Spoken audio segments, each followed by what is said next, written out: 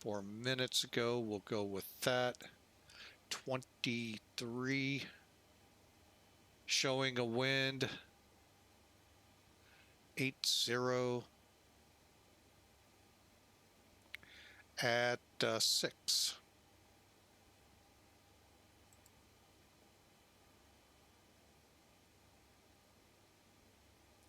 We'll do flaps 10. All right, and basically once we got the weather put in, now I could put the slope in if there is one. There, technically I could. Down 0.1%. And let me pull Sim Toolkit up. There we go.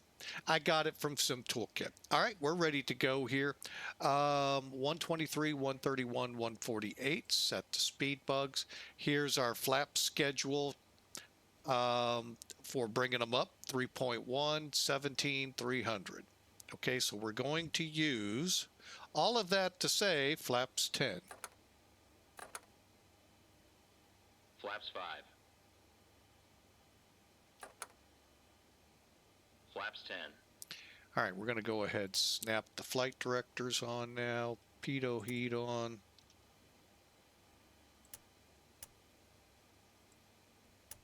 That way we don't forget anything.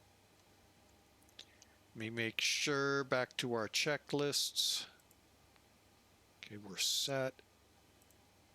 All right, stabilizer trim in green, 3.1. That works. Probe heat, flight controls, fuel heat, cargo heat. Okay, flight controls.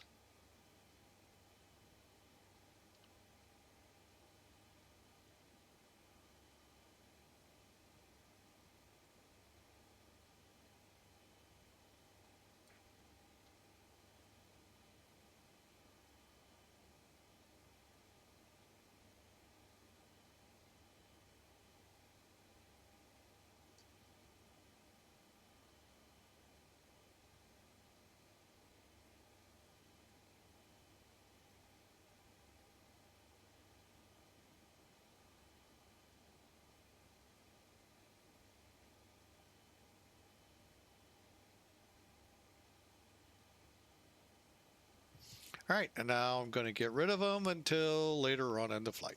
Okay, okay, so I got rid of charts and ATIS. Okay, after that, I think we are ready to go. Probe heat, stabilizer trim set, flight controls check, yaw dampers set, APU off. Bleeds on. Cargo heat set, taxi checklist. Next up is takeoff. And 112. I didn't do that. I was in the process when I realized something else had to happen. CTAF KDTW 135.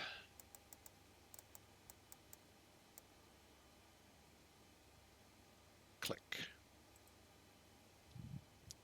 Detroit traffic northwest 430 heavy, taxiing to runway 4 left for departure.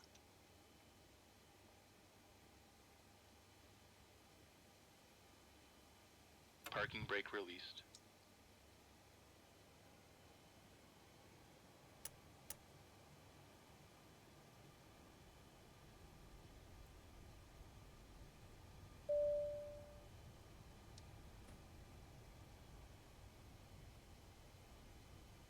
Cabin ready.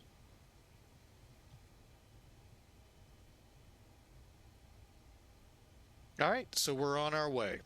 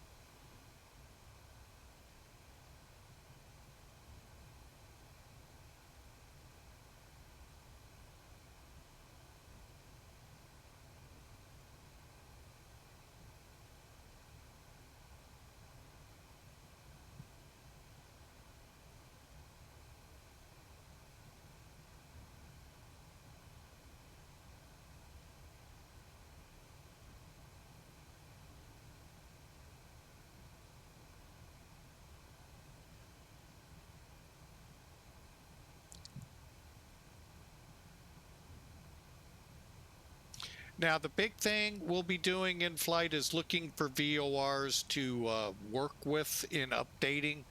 I may have started down that rabbit hole. You can use VORs you're going to overfly. Rosewood, for example, we will use, just not sure the range on it.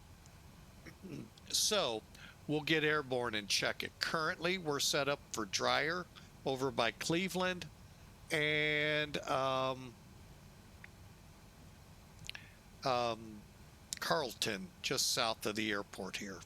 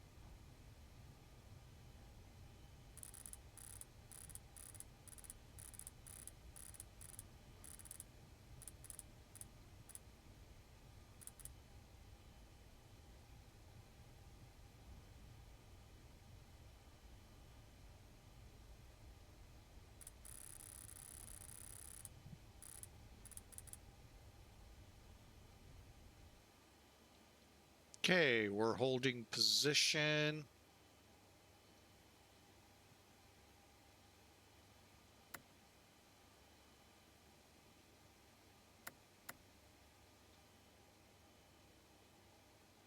Okay, 339. Oh, I see where I got it.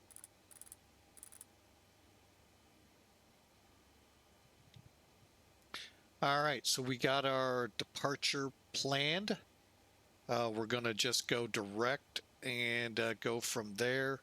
Let's take a look at the checks, make sure they're all completed.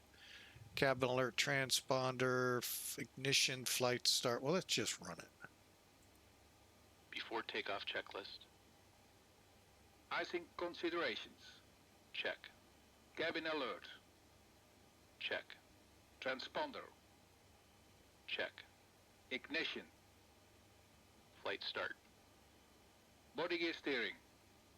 Hold on. Okay, everything else is good. Detroit area traffic, Northwest 430 heavy departing 4 right, Cliven 3 departure.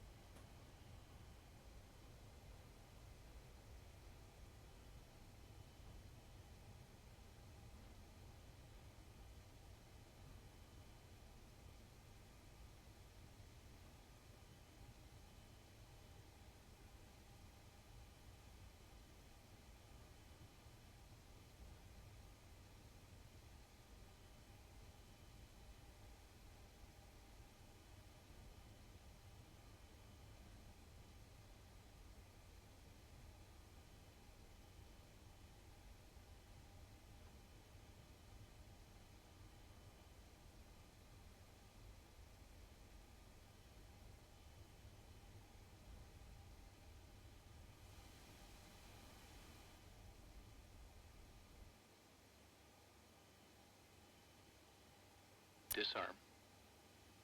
Back valves. Wait. Closed.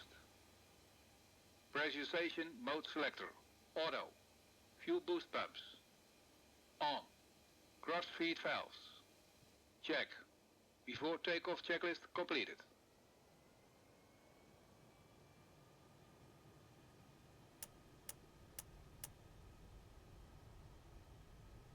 Stabilized.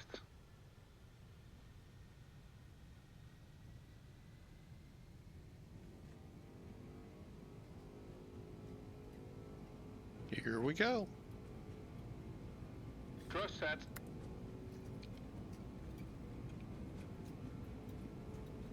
$80 knots.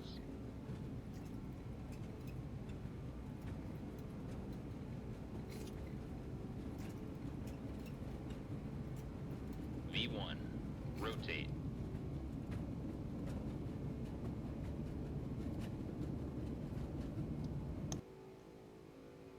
Positive rate. Gear up.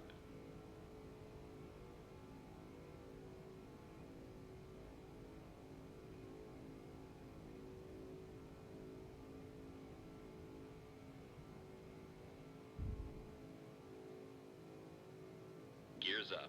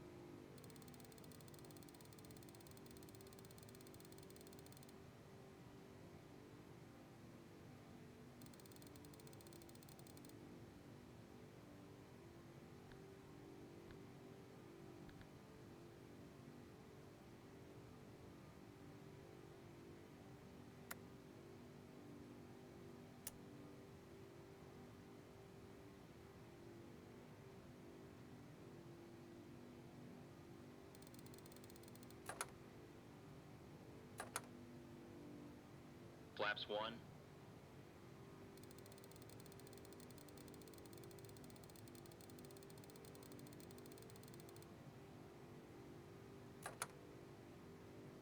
Flaps up.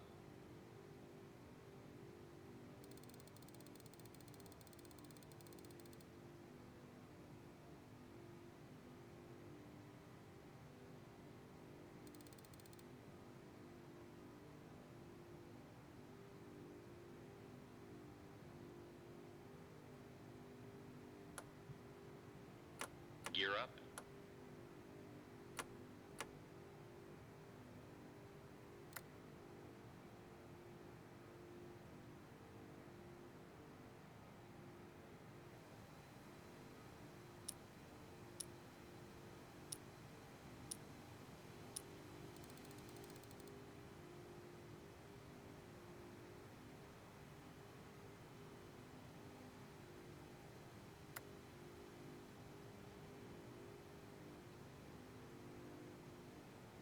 Okay.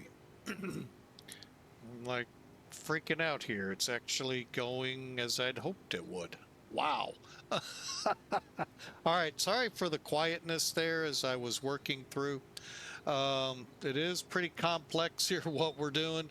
So please don't take offense if you gave me a, I'm not even watching my phone for people when I'm in the middle of trying to take off. And I do have flaps fully up. Yes. Gear up.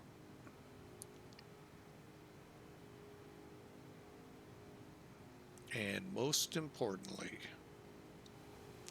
packs on. All right, gear, landing lights at 10,000, ignition, seatbelts, pack valves, heat.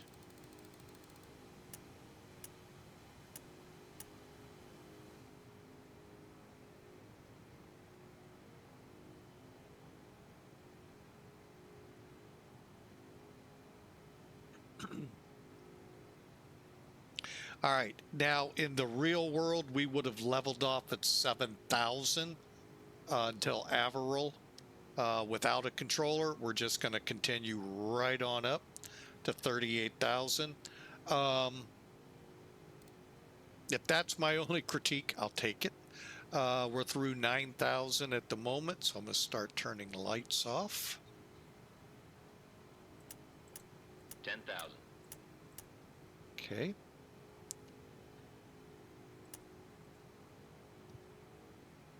And I'm going to go ahead and run it. After takeoff checklist. Gear lever. Off. Landing and logo lights. Off. Ignition. Check. Seat belts and no smoking sign. Check. Back valves. Open. Fuel heat. Auto. After takeoff checklist completed. And as you will see, the next one is descent, which will do a lot lower than you think.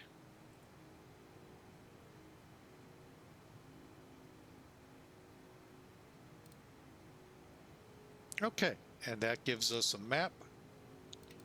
But yeah, there you have it, folks. We're airborne. We're on ACARS, and things are going pretty smooth for the moment. So again, hope y'all are having a great Friday. It is Friday, folks. I know a lot of you out there had rough weeks. I always have a rough week only because of the physicality of what I do, cleaning floors. It's just, it is what it's going to be. And at 60, it's kind of rough, but I'm trying to help pay bills around this house. Like all of you all in your jobs. Your jobs are just as important. But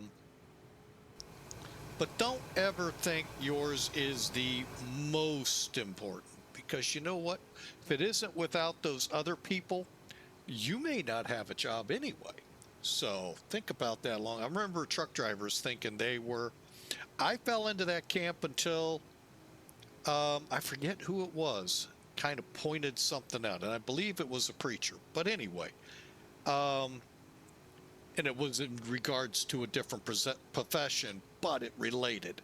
You know, truck drivers, yes, we are the companies, we are the company to the customer. Okay, yes, that is our number one thing, and sometimes we look pretty. Iowa Scotsman, hello, welcome aboard. So we sometimes don't present a great image. You know, we've been wore out, beat up on the road, and you know, something to think about. However, we're not the most important. You wouldn't be there without your dispatcher. They wouldn't be dispatching you without the freight coordinators giving them the load, the secretaries making sure all the T's and I's and crossed and dotted, and the Q's and R's and S's, all of that good stuff are in place.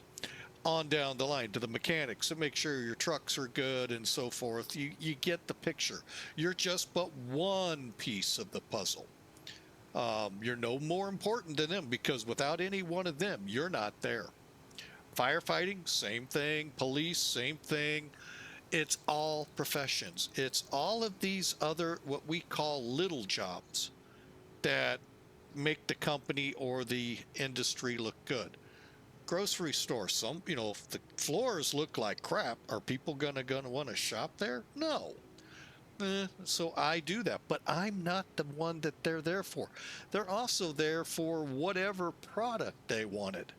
So whoever stocks that shelf, whoever truck driver brings it in, whoever unloads it, whoever checks it in, you know, you get the drill. Nobody is that important.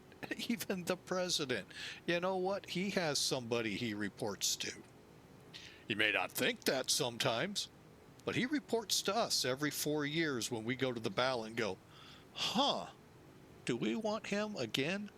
Okay, this one's a different entity because technically he can't run again.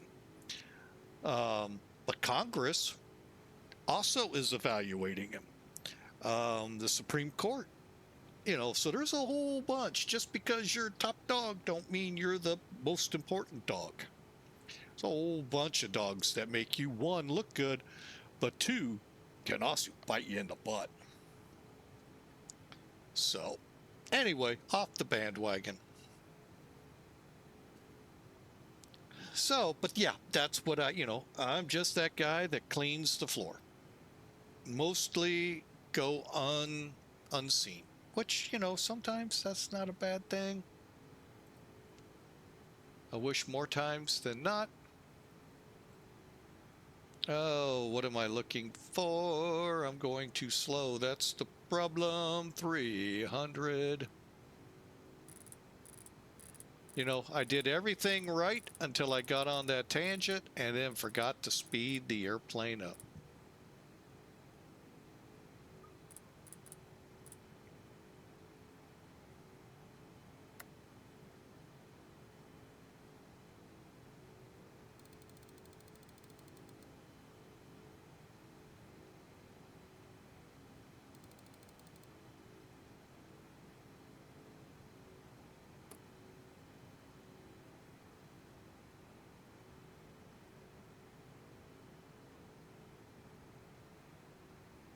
And I've also passed transition, so let's go ahead and set.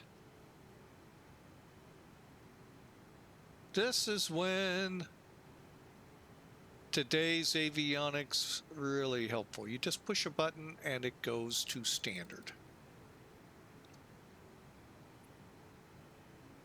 Oh, an altitude select isn't on. Okay, now we're set to climb. Actually, I think we can come down a little more. Get this thing really climbing. Actually, let's do this.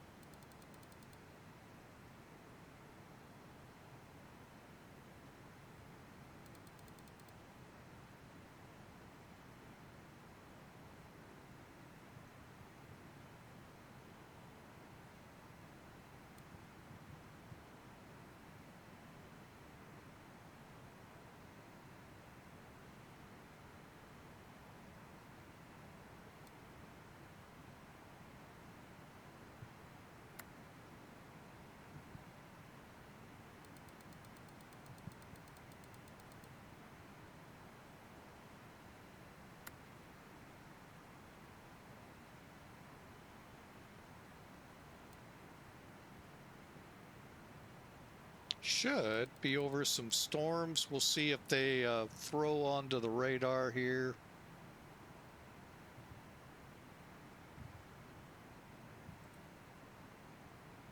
I take it back. We may not see them. They may have gone south on us. They went south for the winter. Oh, wait, it's summer. Oh, well. Hey, we're airborne. 12 minutes into flight. Passing 23,000. Headed for 38,000. I hope y'all enjoy. It's about a 2-hour run down to Mickey World, Orlando, Florida. So sit back, relax. We're gonna crank up some music. You know what? I just realized I have not been resetting the sound.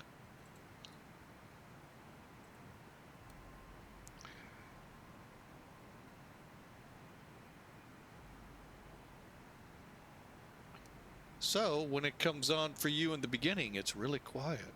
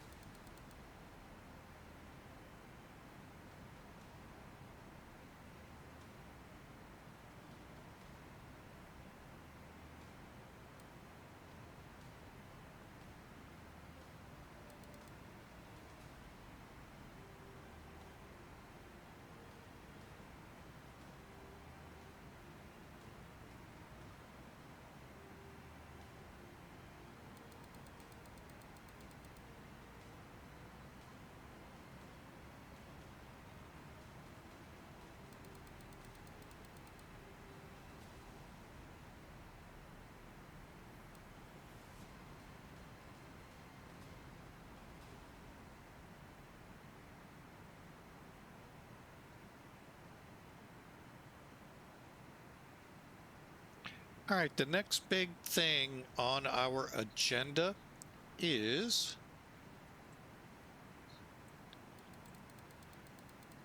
getting us to the proper Mach speed and climb, which is going to be 0.85. So when we get close to it on our speed gauge, we'll flip it over to Mach hold or Mach number climb, meaning the aircraft will pitch and control like it is right now to 300 knots. Once we cross 0.85, we'll be in Mach instead of IAS, and it'll do the same as we top out at 38,000. We'll put it in Mach hold. But for now, we're just climbing away with 2 hours to go to destination, and a very nice day. Again, X-planers, jump for joy. 2.1 is in final release, meaning you know what's next. The weather update.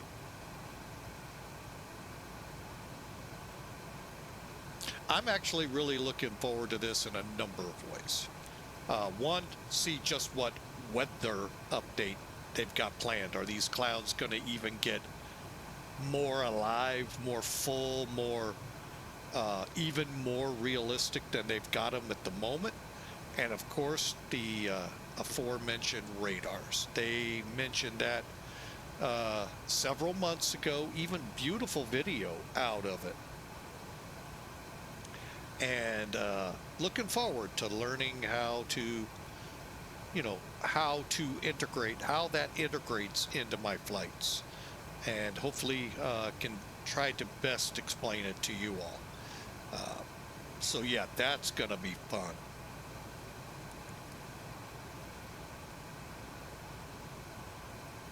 So that's coming to an X-Plane 12 simulator here soon.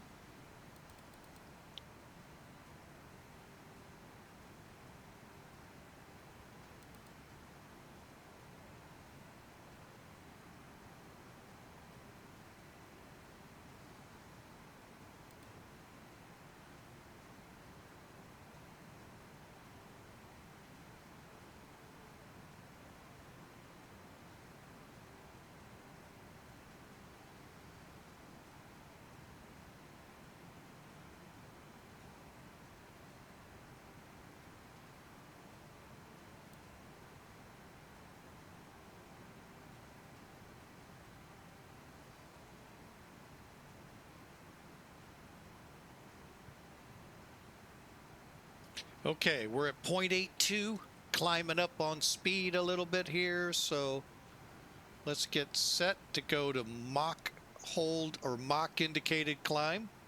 And all that means is it's going to hold whatever Mach number we set it to by turning the switch.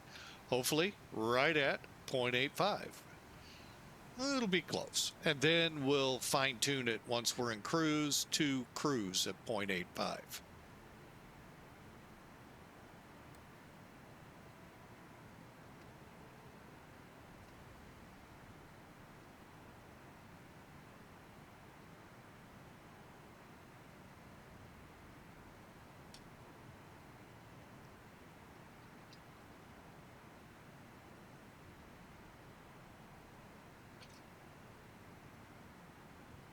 Okay, there's 0.84.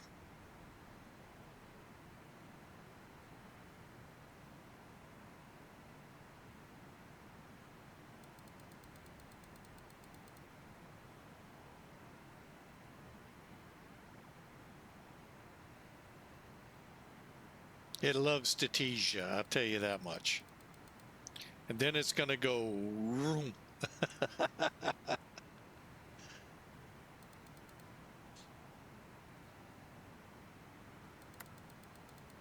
Okay, we're in mock hold now.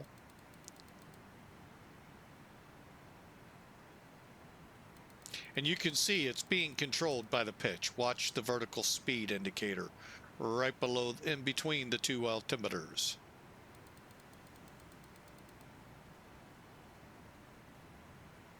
All right, we're in that. So let's make sure fuel's looking good. Pack's definitely on, no ghost flight, and all is well back here.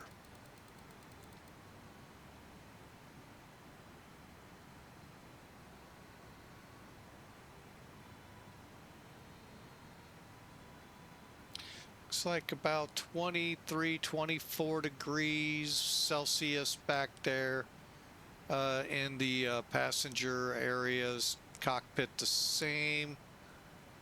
I just leave it on auto. I don't play the game here. Oxygen looks good. Everything else functioning so far.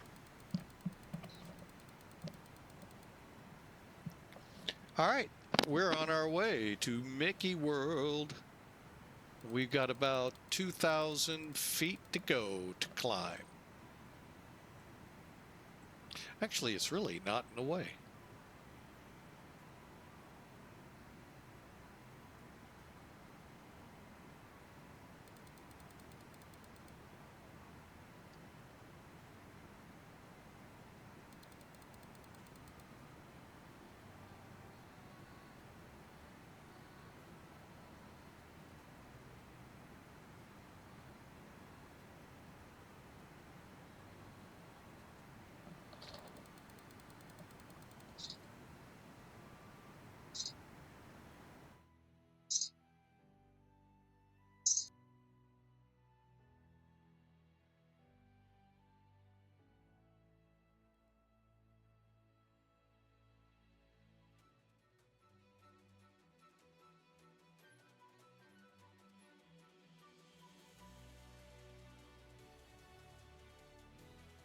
Sounds to level off.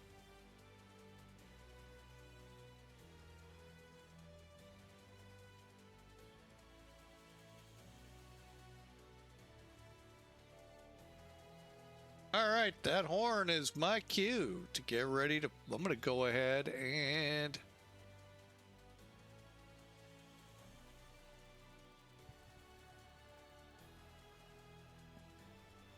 put her in mock.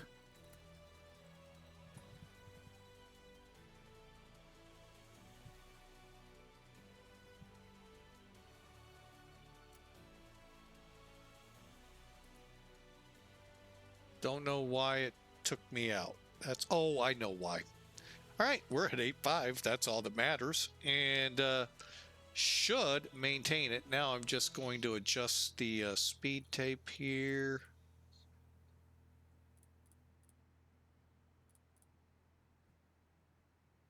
A little to make sure we maintain that 0.85. But we're on our way. We just crossed.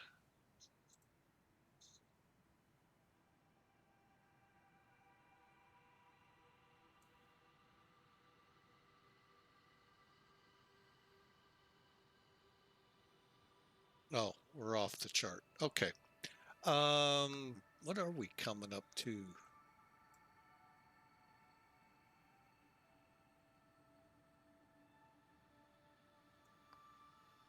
Poodle, and then stays, which is actually very close to Cincinnati, as mentioned earlier. And then we're going to turn a little bit back to the right here at Poodle, miss that storm, and head on in about 2 hours. Actually, about an hour and 45 minutes.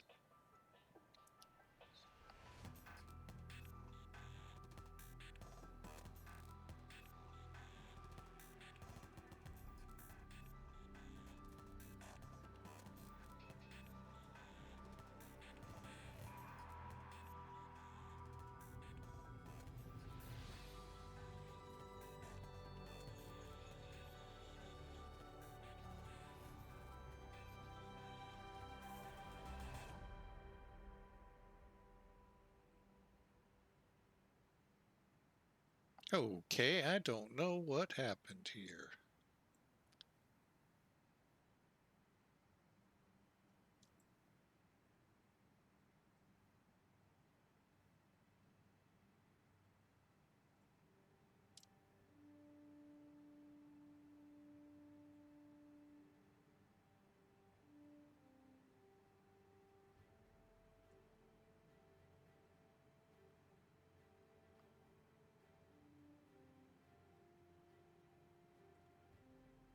All right, well, that gives you an idea of what we have ahead of us. Sorry for making the adjustments in flight. But again, when we come over stays, which is where we're headed next, we'll be over Cincinnati. X or VXV Victor X-ray Victor. That's actually Knoxville, Tennessee. And then it's a couple of fixes in Florida before we actually join the RNAV, white RNAV. That's not white. What's it called? Grinch. You're a mean one, Mr. Grinch. The Grinch 5. Did you not know there's 5 movies? No. Of the Grinch stealing? No, just kidding.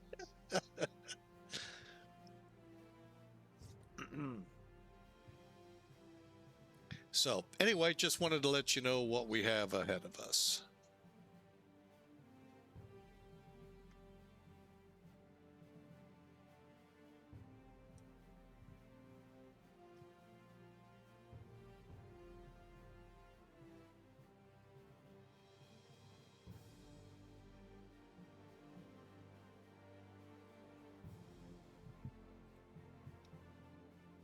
And we'll put the radar straight ahead, no tilt, and see if it starts picking up anything. Actually, I'm going to go to the next. Now it's starting to pick up some blips. Not much, but there are some storms out there. So sit back, relax, enjoy the flight. Glad to have you aboard. Take a couple of deep breaths. You made it to Friday. And enjoy the ride to Mickey World.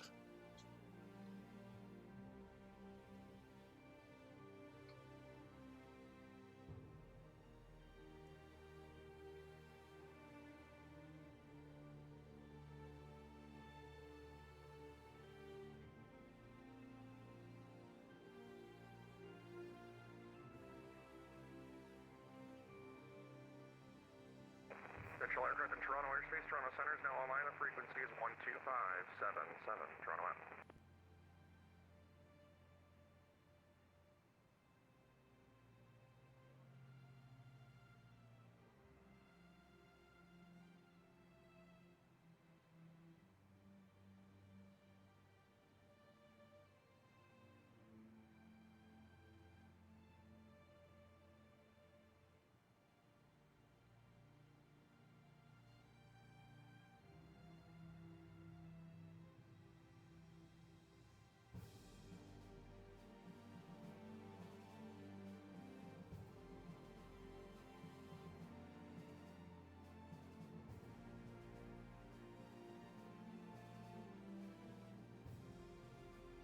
Really can't imagine what 3.0 is going to be like.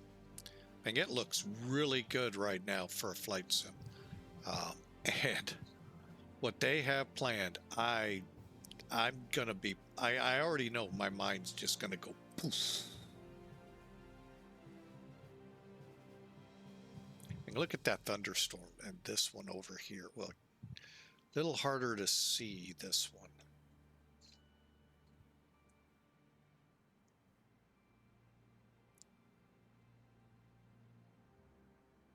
Just looking fantastic. And they're going to improve. Hopefully the rule of don't fix something if it isn't broken doesn't come into play. Oh, but I can't wait. Can't wait at all.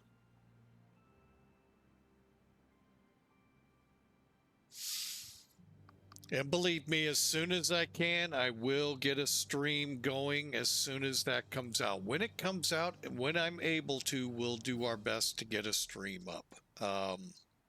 Don't know. For some reason, I'm just not in the boss's Rolodex for that. Austin, for some reason, keeps me out of that loop. I don't know. Maybe because I'll blather it out too early. No, just not in his speed dial. Boy, I'd love to be. I'd love to be part of the Laminar team trying to. But what I would only be able to contribute is this. I don't know coding or anything like that to be of any use. If I see something that looks weird, how to code it to make it not look weird. And I get that. Not all of us have the same talents. We're all different. Can't all be a hand, or we all can't be eyes. How would we hear? So,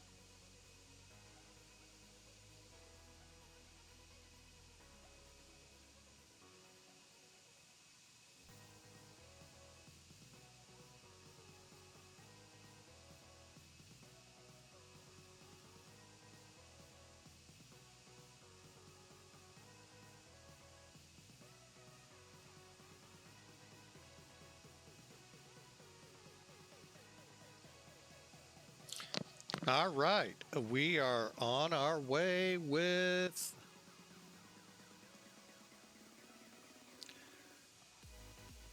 about an hour and 13 minutes to go.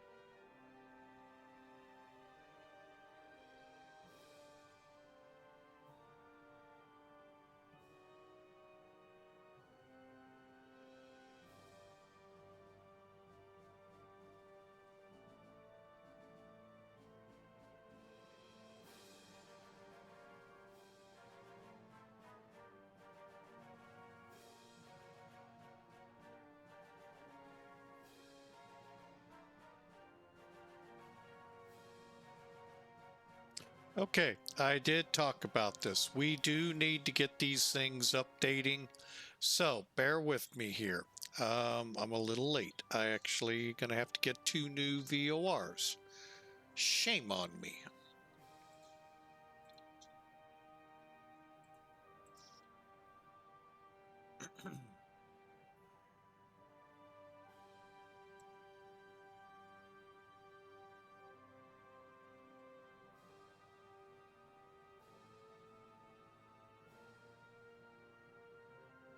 Well, let's just see. How far is it? 120 miles? We should be able to tune that in. 1620.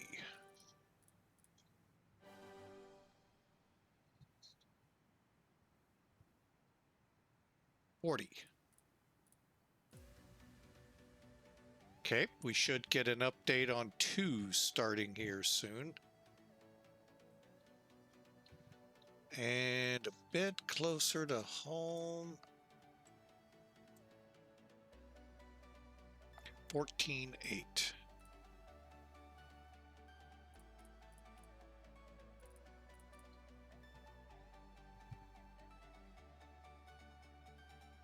Now, with those on, now the reason they're not updating, we haven't set the system in play yet.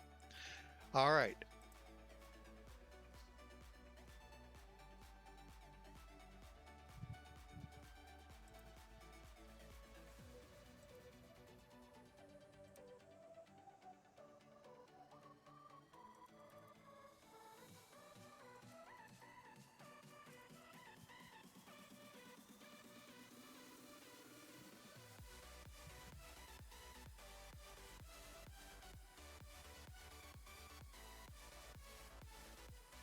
No, status.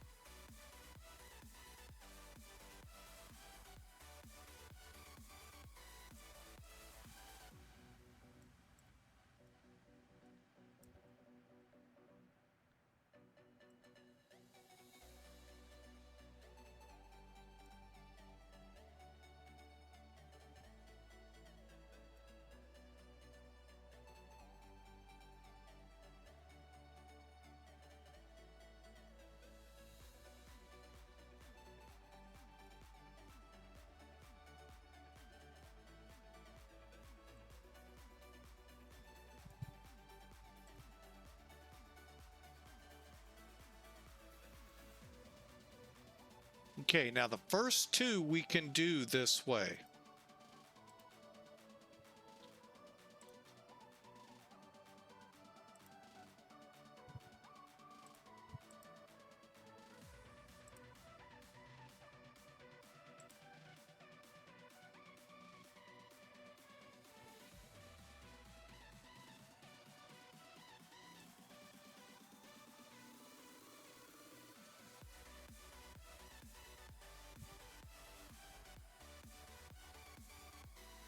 Okay, so we'll come over here, click status, change, expand, scroll up. Okay, and then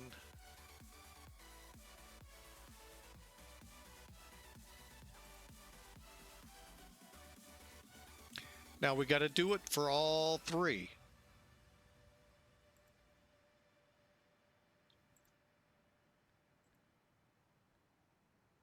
Go up to enable.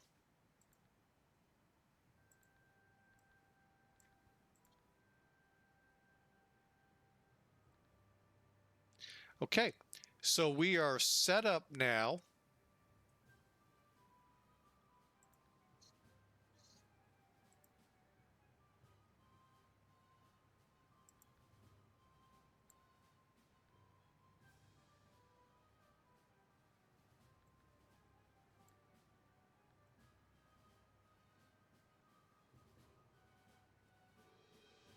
How did my transponder change back? Didn't I set that?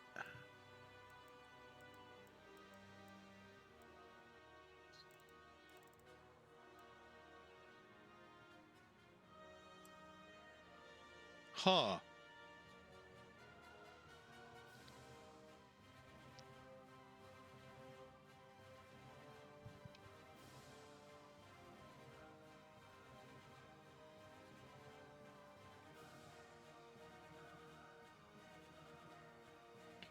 Oh, great.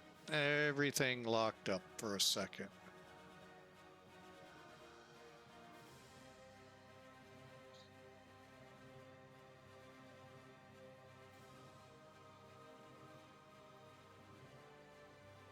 There we go. Oh, right in front of a thunderstorm. What? All right. Let's look up here.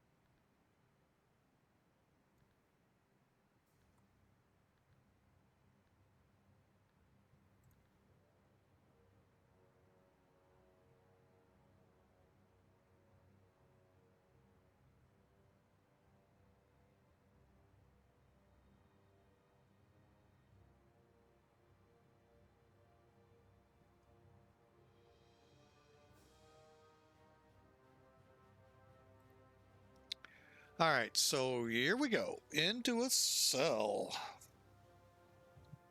How we looking on our PORs? Okay, we're closing in 66 miles from Volunteer. We need another one. Let's go 116.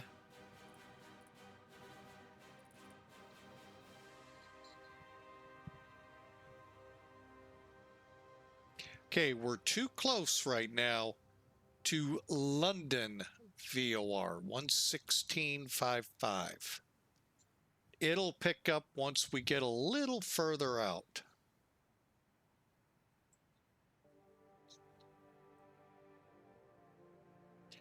Unless it's not suitable for this.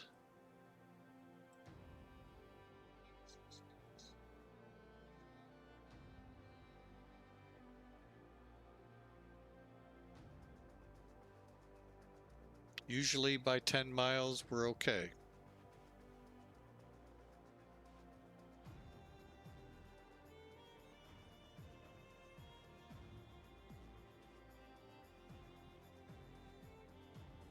There we go. All right, so now they're both getting us closer back on track. SIVAs and LTNs do drift, and that's why you want to get on that as quickly as you can so you can get back on your line that you need to be following. And we'll do this a couple more times till we get close enough to Disney World. There is so much I still need to learn about these that I'm a little leery to push buttons because I just don't want to send us off in a direction I don't want to go.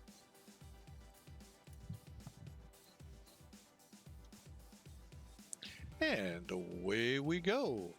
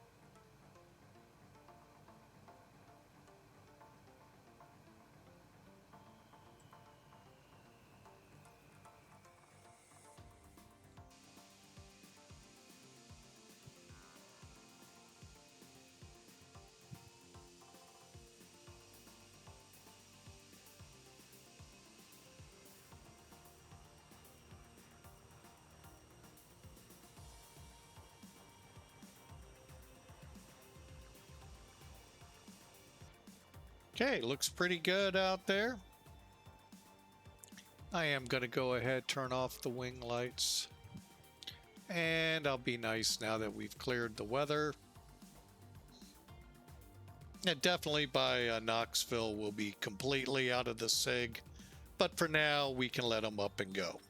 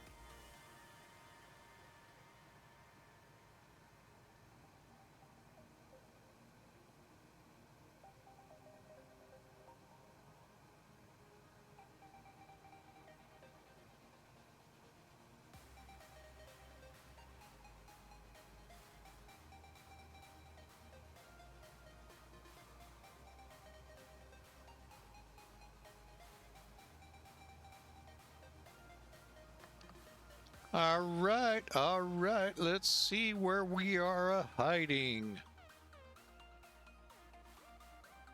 Okay, we're off to Tufel in 224 miles. Now, I believe what we're looking at here is cumulative. Now, hang on. I didn't notice that light didn't go out. Rudder ratio was just a stuck button. I don't know how to set it up from leg to leg to leg, how many miles in between for each leg. I know there's a way, and I just need to, again, commit some time to just learning it. And I might do that tomorrow night. Probably I'll do it off stream. Best way so I learn these little things and put it on my cheat sheet that I use.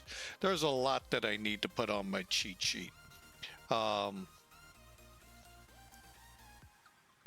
I'm not certain what things are. So, but again, where most of my data comes from are from, hang on a second. I am going to now go ahead, get that brought up here.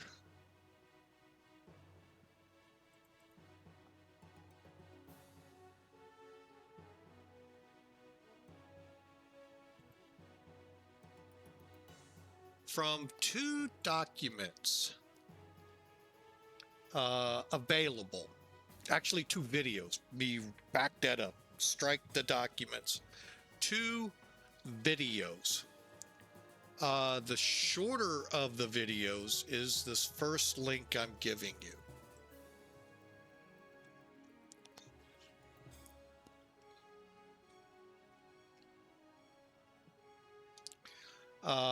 By the way, those of you on YouTube, check in the more section. You'll see these links. I'm going to make sure they're up higher. That will help you with this. Now, I know those of you SIVA guys out there that just got, and gals that really got to run with SIVA, there's one out there for you as well. Now, the complete guide, and I don't know really how complete it is like 2.5 hours long. And really covered the same things in the quick start, but I do know it was going to go into more detail on the adding, subtracting stuff. So, and again, remember, I have the star for our approach, the Grinch 5, set up to a point where from that fix you either go south or you go to the north approaches. All depends what operations are in play.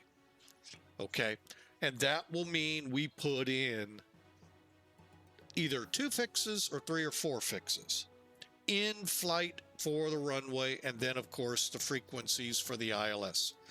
This is still a very much working pilot's plane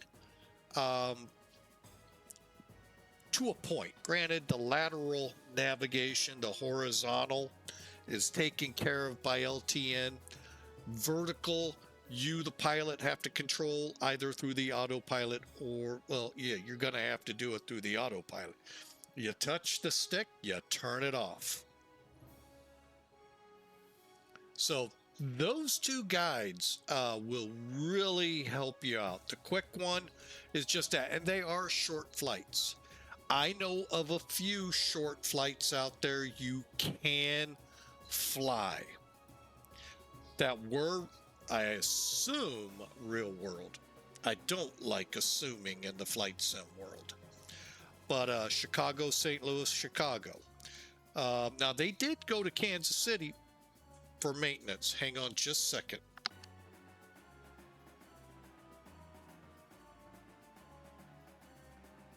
I'll be right back.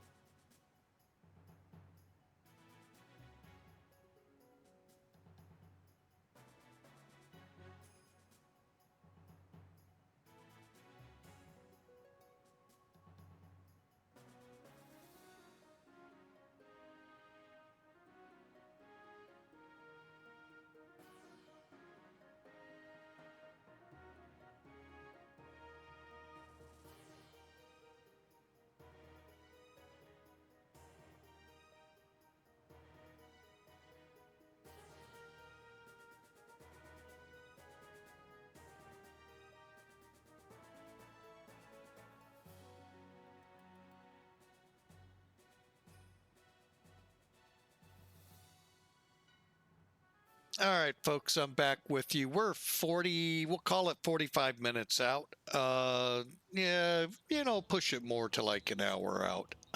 We still got to get to TOEFL and begin the arrival into Orlando, Florida.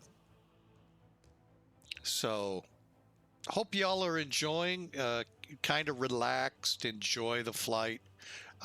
That's what Fridays, that's what we try to do the most here at Flying with Mike. I really do try to keep it relaxed, enjoyable, just listening to music or just chilling to the engine sounds.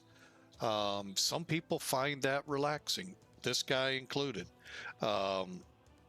So I hope you enjoy, and got a couple of shorts out there on YouTube. You're more than welcome to look at them, catch them later, whenever. But there's a lot of questions about that feature Twitch has given us here to. Uh-oh, what's going on? Duluth subscribed. Welcome, sir, for the 11th month. Welcome aboard, sir. Thank you so much, sir. Thank y'all. Thank y'all. Thank you so much. Why is that not changed? And why did it take me this long not to catch that?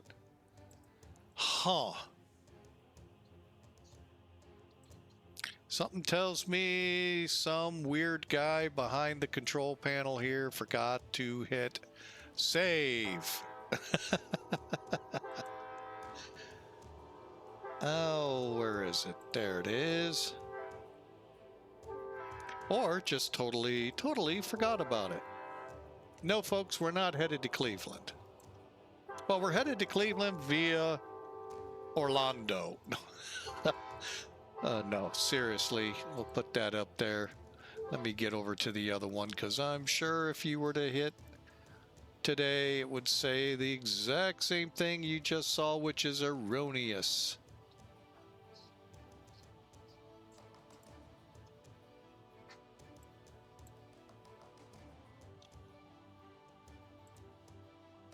Here we go.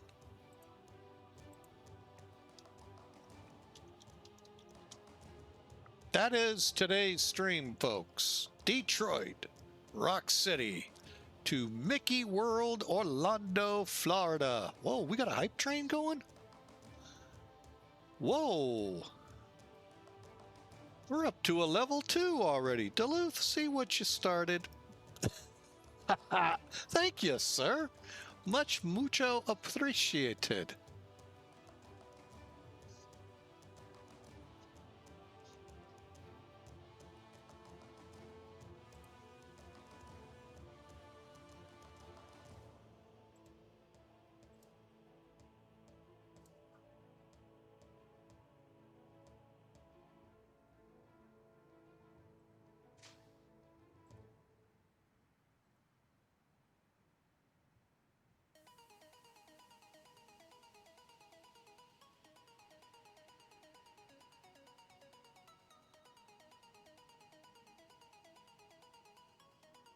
Let's get that hype train choo-chooing down the tracks to Orlando. Hype it up, folks. And yes, y'all are welcome for your gifted subscriptions from me. Welcome. Welcome aboard.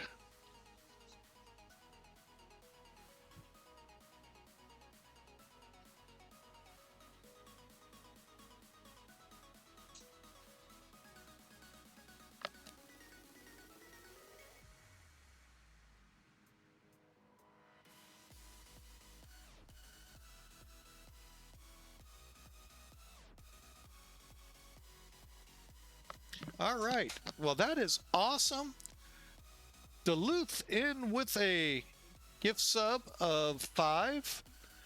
And I went ahead and gave 5. And we're still at a level 2. Come on, folks. Join the bandwagon. Come on.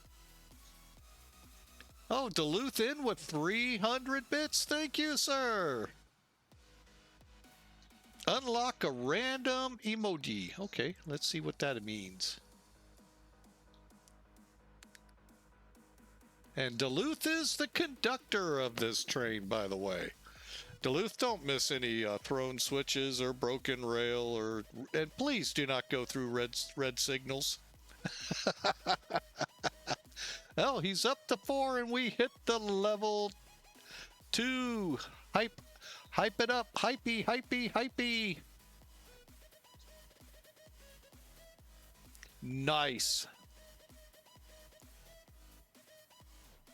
Wow, what a day. Thank you, Duluth, for that. So much. 700 bits, 5 subs, plus I gave 5. Choo-choo is correct, Mr. Duluth.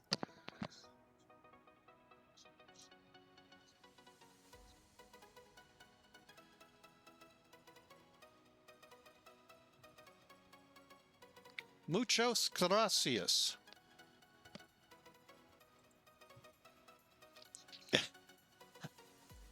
Let me unmute Discord, but you're right, Mickey doesn't have anything on you.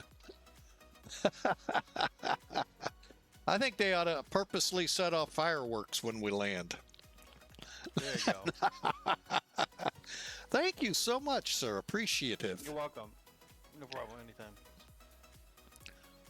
Up to a level 3.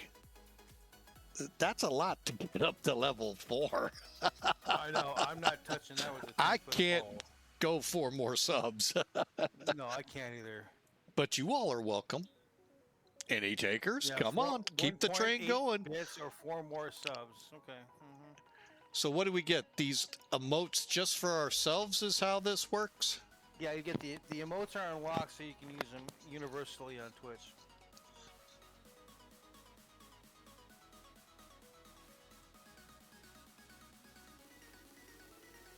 So if I don't know, we might, if someone's so generous that gives out 5 gifted subs, we might make it past level 3. I don't know. Yeah, I don't either, but that is just wow. Yeah. Now if we could just get the Kappa train going again. The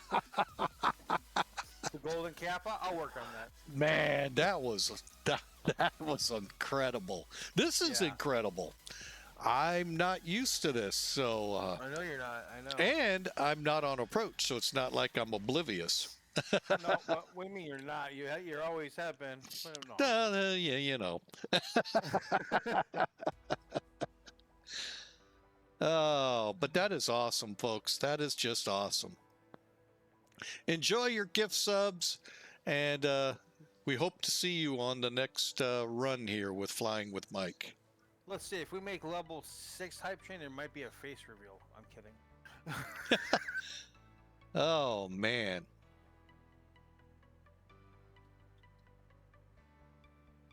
Oh, yeah. I thought I had to be working 5. I re-looked at my schedule, so I had to be there by 4. Oh. Still got time. Yeah, I got plenty of time. Unless you got to catch the crosstown bus to the bus that goes uptown, then the bus that goes downtown, Yeah, it goes then the back bus around that goes zigzag town. Right. No, I just got to get my lift in about 30 minutes or so. Okay. I just saw, was it Facebook? Guys Oh, by got the a way, big I'm peach. I'm back on that thing now. You're what?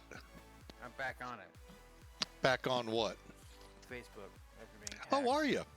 But no, I saw something where you all have like a big farmer's market coming up. Peach. Yeah, we do. So that looks interesting. Yeah, my buddy goes there and gets kimchi all the time. Yeah, I saw peaches, some other stuff I've never heard of. But then again, not many people have heard of Duluth. So no. That is true. Except hey, folks, if you want to believe it or not, they have a bridge that never goes up and down. Oh, stop! You need to slow your roll there, buddy.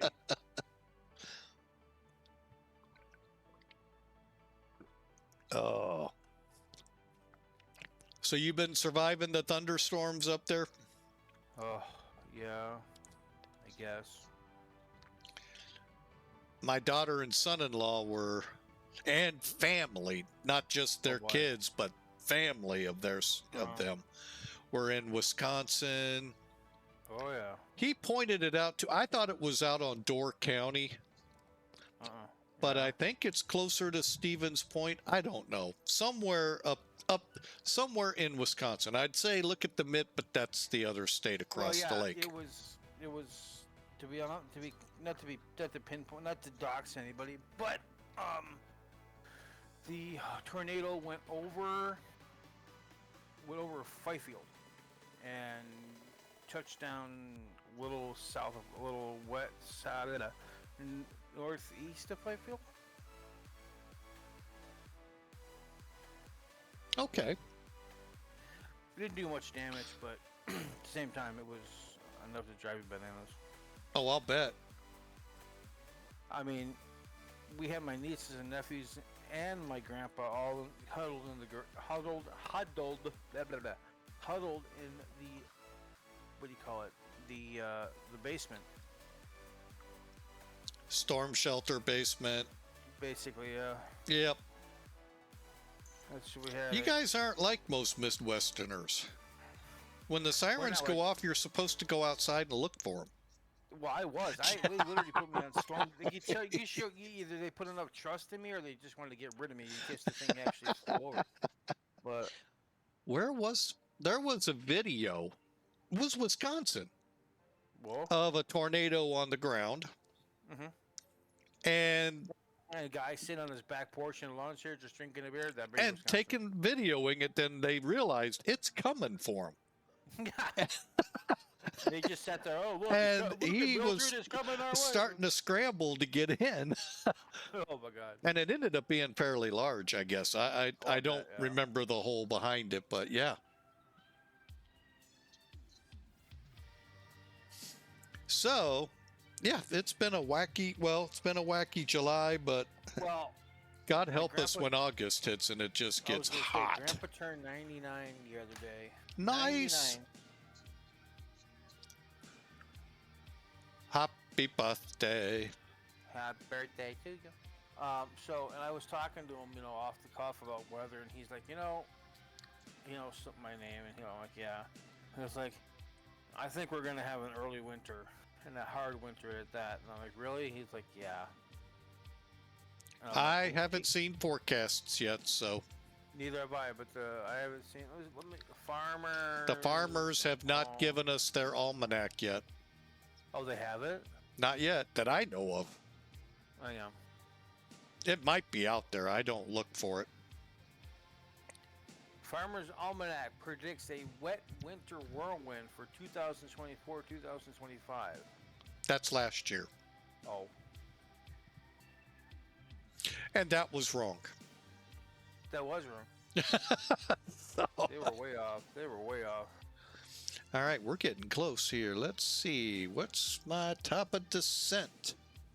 Remember, oh, we're getting oh no, we're not. Actually. I'm looking at it right now. This is through like their AI predictions and everything. But the old Our Farmer's Almanac predicts a generally warmer than normal winter for 25-26 season, with colder periods in mid-December and late February. Precipitation and wind and snowfall are expected to be below normal in the snowiest periods in early December, mid-February, and early March. That for Duluth? I don't know. That's the thing. I don't know if they're site locale specific or regional or Right. national. All right, looking here, we are getting ready to get into Jacksonville airspace, which is not online. Double Surprise, checking. surprise. They are not. And then for the approach on the Grinch, who's the mean one, Mr. Grinch. We need to be above 24 at Mayer, below 26 by Cokes. So we'll plan 24,000. That'll keep us in range.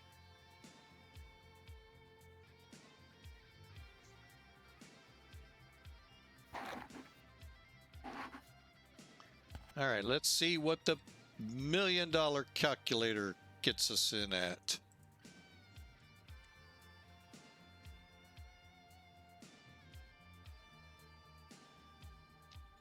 All right, so I about sent you something 50 at miles IDM. out. I DM'd you something.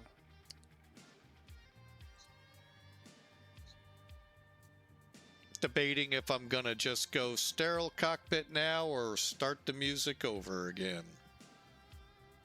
Yes. Yes to both. Got it. Yes.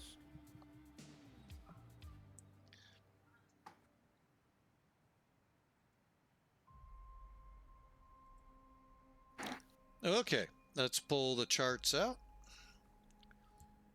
I have a feeling I'm the one gonna decide this approach. I don't think we're gonna have anyone come up and try to change my mind. Okay, according to the real world ATIS currently, landing ILS 17 left. Light rain, 170 at 6. Yeah, they shouldn't be changing.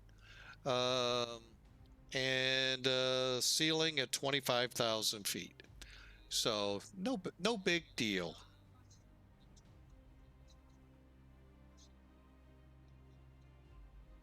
All right, so let's choose our approach. Yeah, we'll stick with the ILS for now. Which one are you going into? 17 left, Orlando. Orlando. Go with Bosch. Little bit of what looks like a long taxi, but with this plane, even landing on 17 left, I could use the whole runway and it's just as long of a taxi. So we'll take it. We'll play nice. All right, so we'll come in on Bosch. And tower today will be probably 1845.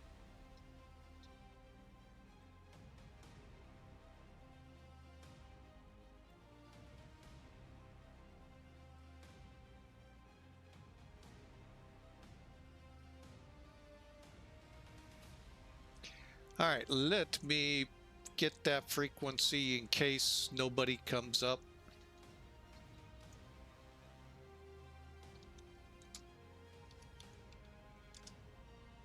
Oh, they lied to me. 12430.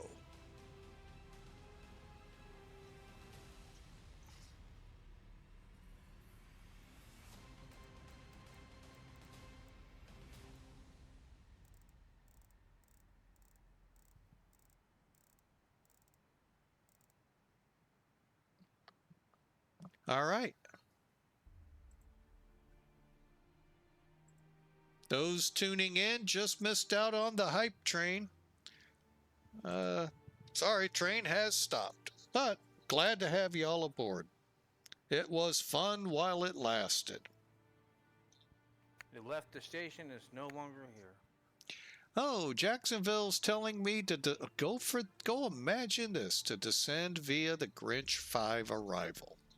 No separation services provided. No. Man, I would have never known to do that without it telling me that. Huh. Well, we aren't descending this far out. First time on Twitch and first time in the air.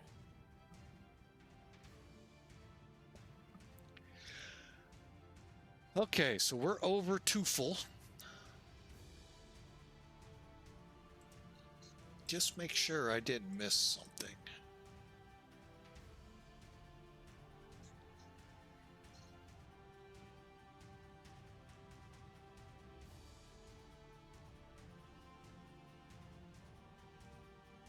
Okay, now we do have one thing now to do with the LTN. Let me bring up the information and then we'll get it put in. Here's the chart again. This is our arrival. So we've already got White, Adlin, all the way down to Blake entered. However, I did not continue. Even though it was saying 17 on departure, I've had a nasty habit here of late where they switch it on me at the end.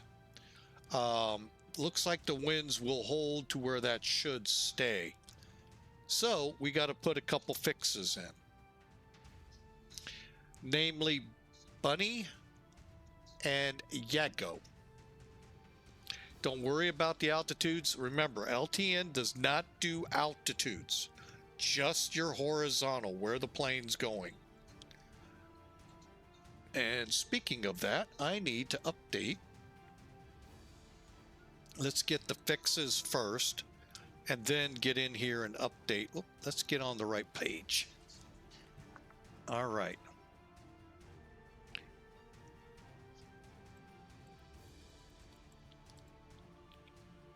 I think this is where I think I go here, enter, clear. Doggone it.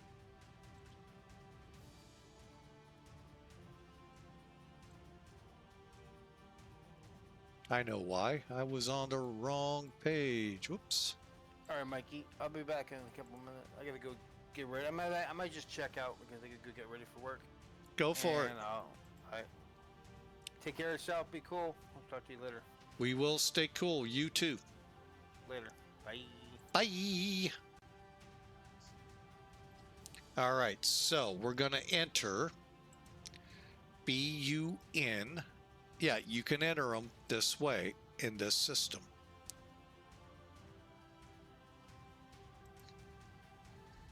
N I whoop, clear.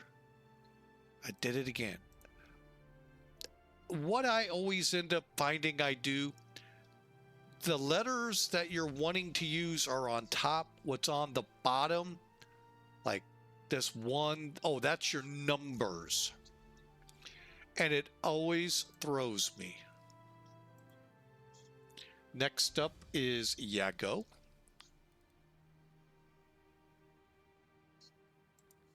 Y-A-G G Oscar. Enter. Okay. Now, the other two do not have this. So what I'm going to do first, let's get this thing updating real quick. And to do that, we got to get down here. Where are we technically? Okay, so Savannah, there's a lot of VORs down here. Okay.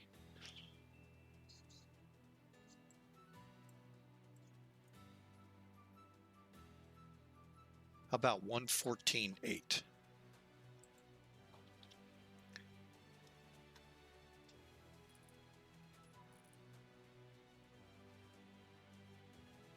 Something tells me we got an update. Okay, cool. Let's try Jacksonville, 14.5. Cool, we got good updates coming. And again, pick one up if you want along your route, if you need to.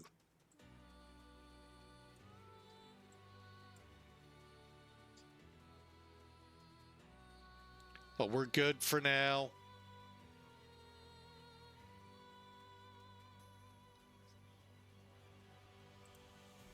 All right, so let's get back down here and slave these over. Let's go number.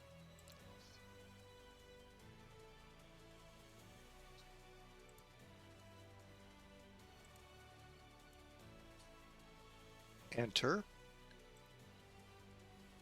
Okay, same thing over here. Go to your numbers. Oh, wait.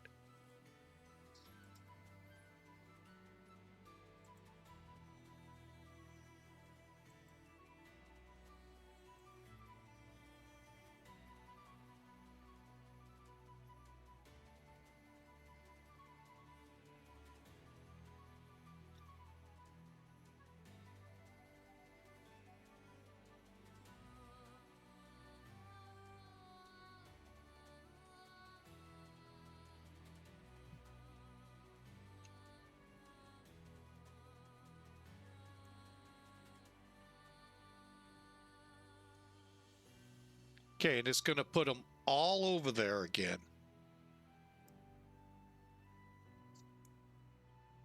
And that just keeps everything up to date. Now, could I have put the fix that we're going to intercept? Yeah. Am I? No, not worried about it. Almost there. I think it's 24 now. Each fix takes about a second or two to get over. Crossfill complete.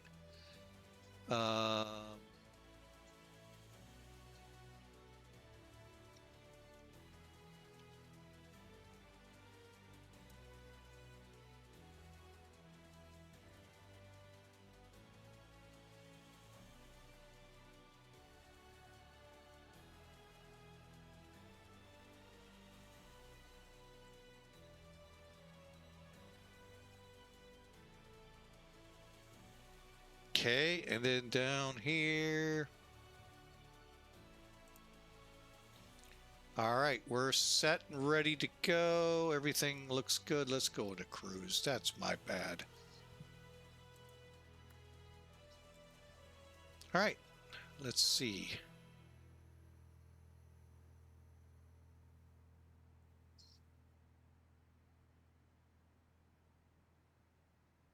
Let me just check something.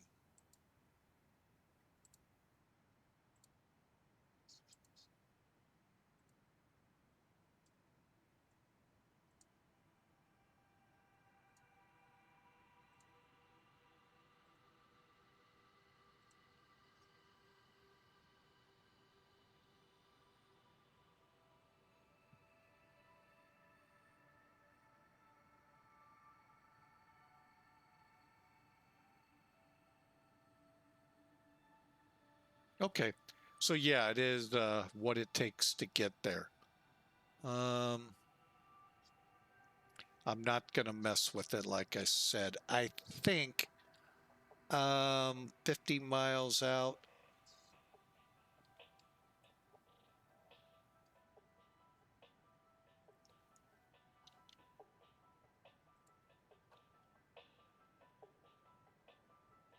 We're about to begin our descent.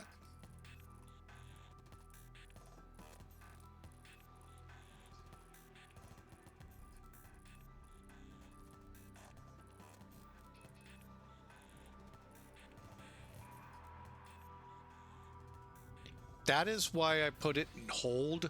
That way the aircraft stays. Now I want to check one thing to see. Okay, they got top of descent.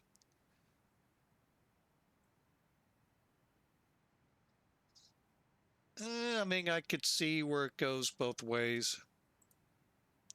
We're going to go ahead and start down.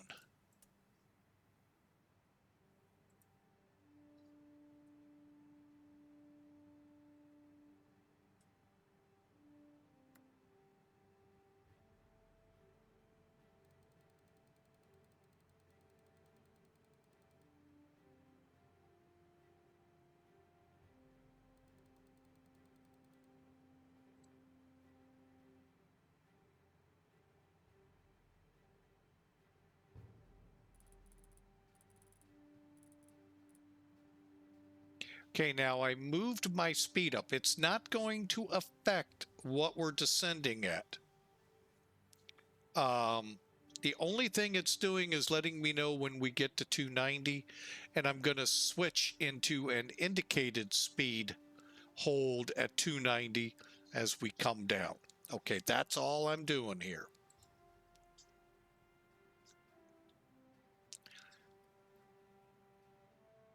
All right, let's step it up to about 2,300 feet a minute. All right, descent.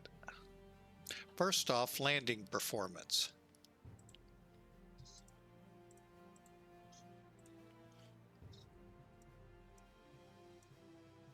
Okay, we're coming into a 9,000 foot runway. Airport elevation 96, so let's make it 100. Coming in 170.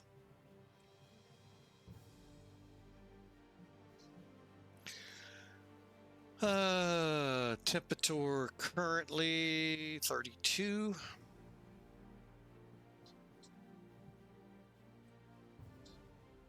Current pressure 3016. Current wind 170.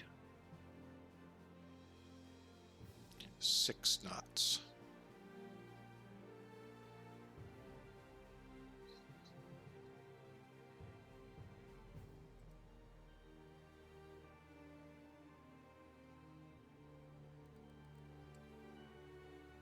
Okay, so if we set minimum brakes, we'll need 7,800 feet. I'm going to set medium. Okay, now we'll go back. Checklist, seatbelts, anti-ice, exterior lights, auto brakes. INS switch will be up here soon, and we're ready to go. All right.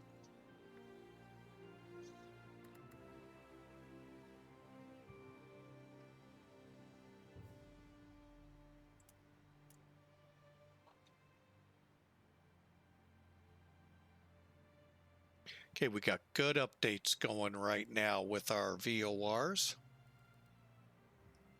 keeping us as much least amount of drift as possible.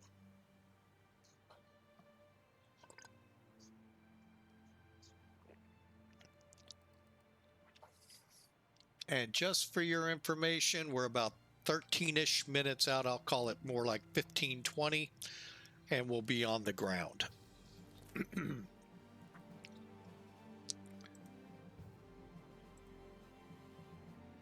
All right, for VORs coming up.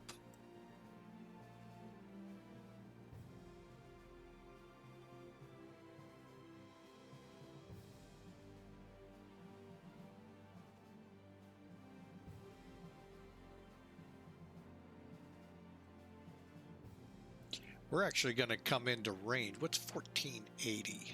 Ooh, that could work. Let's see. Craig is on. Let's go to 1450. I'm going to set 112. What's Orlando? 2.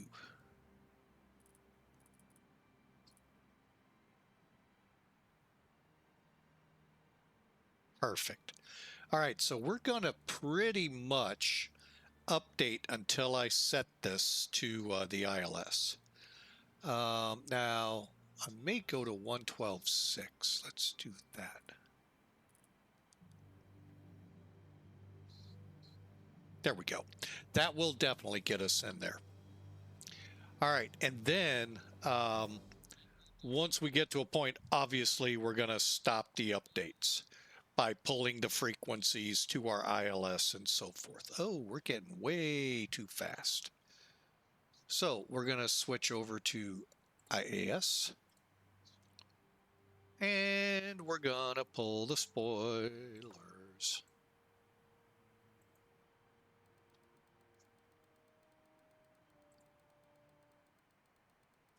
All right, we're going to go into a sterile cockpit now as we begin trying to slow this pig down.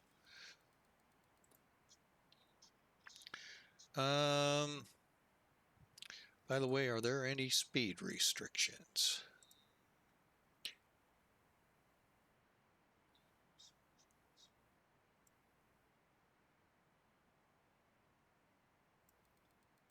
Mayor, Cokes, greeting. Okay, so where are we on the chart?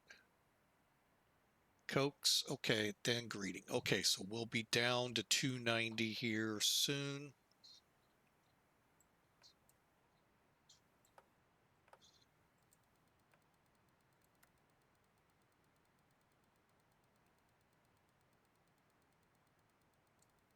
Thousand level off.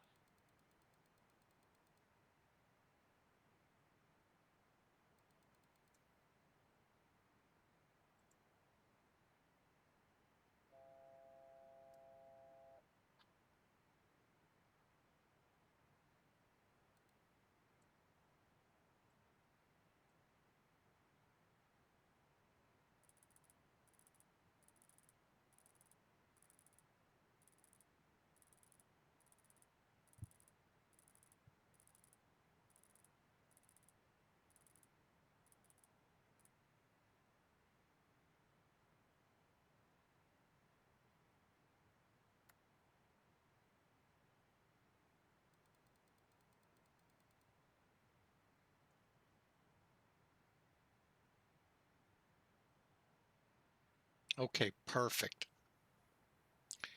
All right, now, and then we'll slow to 280 after Grinch. Okay. Welcome to Florida, as we proceed into Orlando. Mickey World.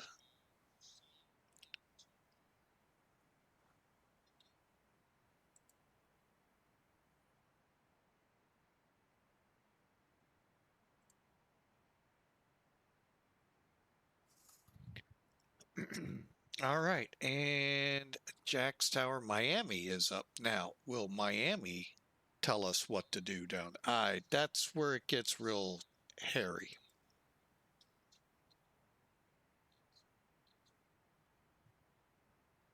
Hang on a second.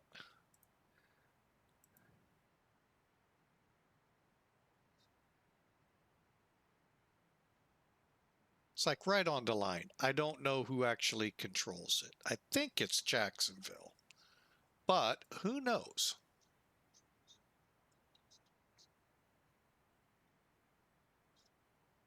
Okay, let's put the speed to 280.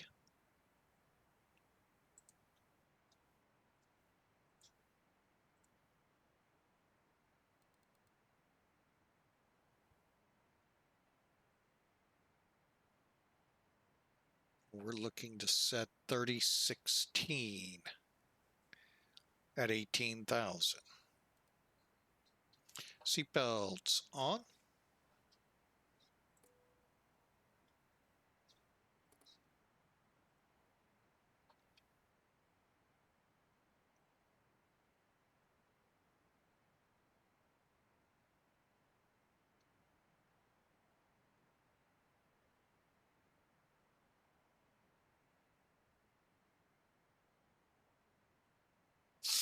All right, we're slowly getting there, so enjoy the ride in.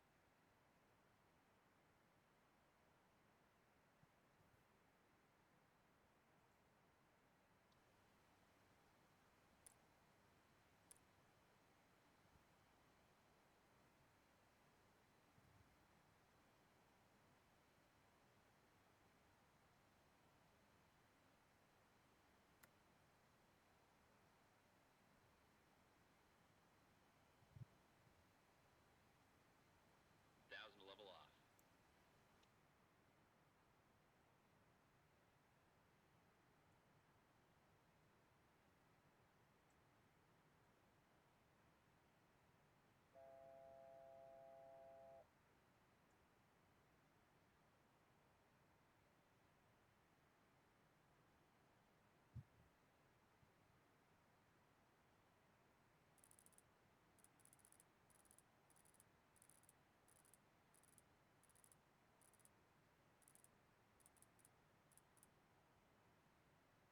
All right, bugs 280.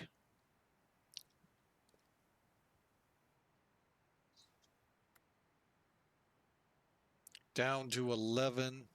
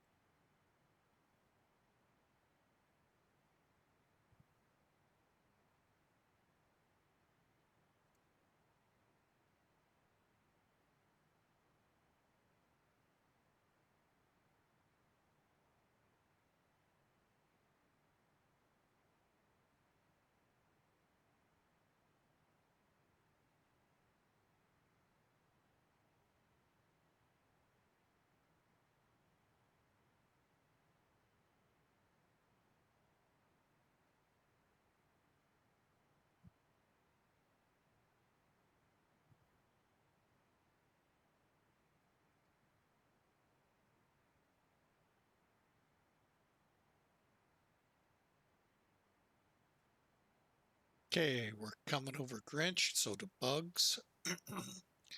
Down to 11 and staying at 280. Let's start running the checklist over here.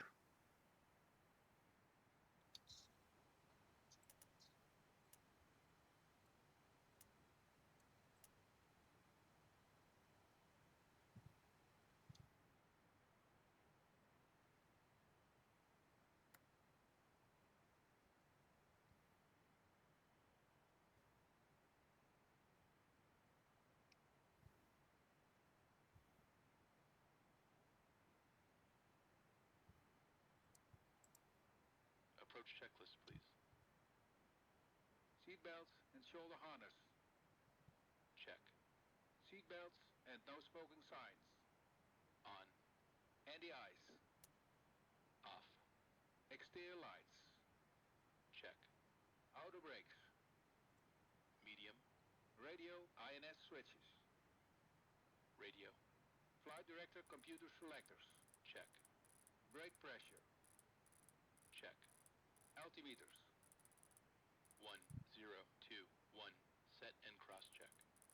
Landing data, EPR and airspeed bugs. Set and cross-check. Seatbelts and shoulder harness. Check. Fuel panel. Check. Fuel heat. Off. EPR computer. Go around. Cabin altitude. Check. 1000 level off. Circuit breakers. Check. Approach checklist completed.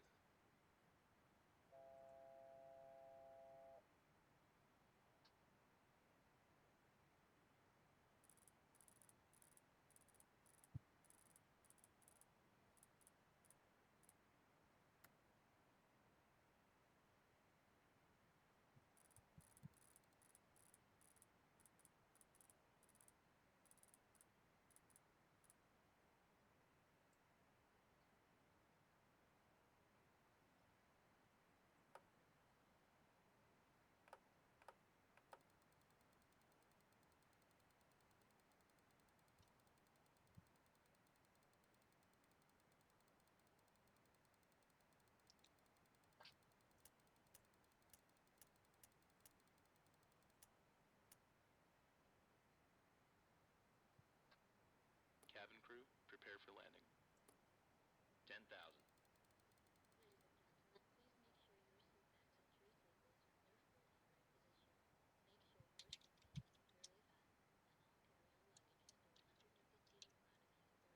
sure your seatbelt is securely fastened and all carry-on luggage is stored underneath the seat in front of you or in an overhead bin. Our cabin crew will kindly fasten around the cabin to make a final compliance check. Pick up any remaining cups and glasses. Thank you. Okay, we are direct bunny at 7,000. 230. I'm going to just keep slowing us to 210. Might even set 6,000. Okay. Time to stop the updates. 110. 95. That is our ILS. 110.95, 185 on the course. And we're still updating off of Orlando. Cabin ready.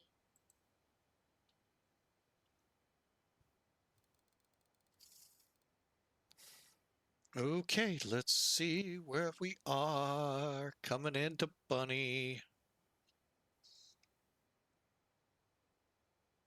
1000 level off.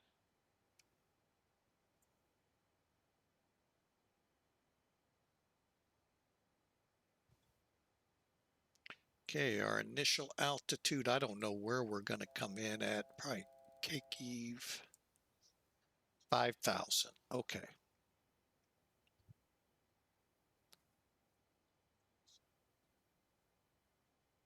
I'm going to go ahead and set 4,000 here in a sec.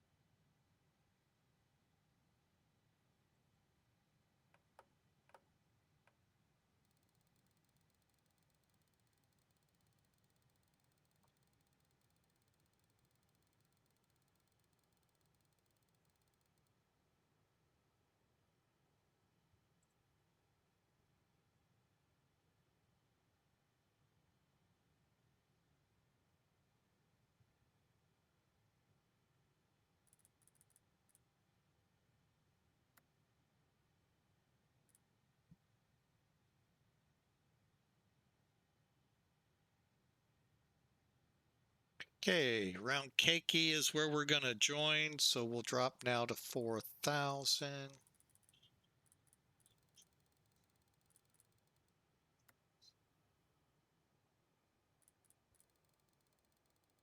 Altitude select is on, speeds on.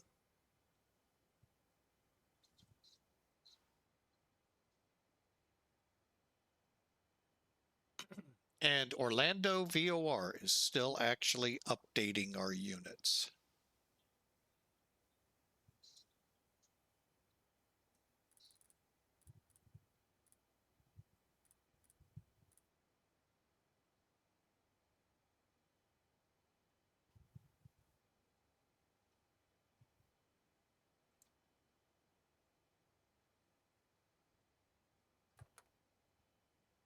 Flaps 1.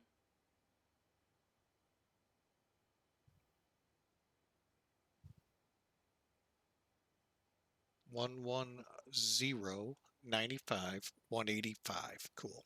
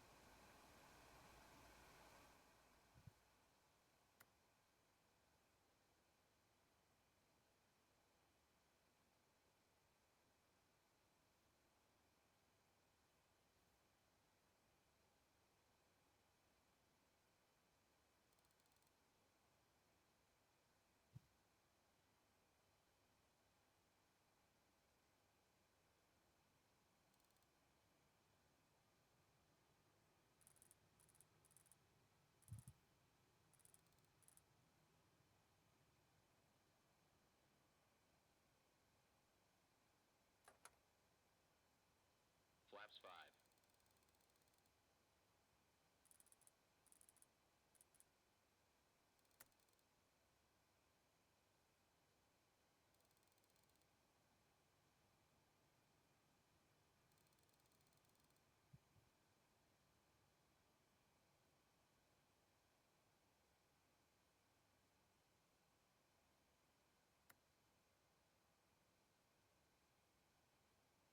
Okay, we've got the localizer armed. Gonna descend us a little bit more.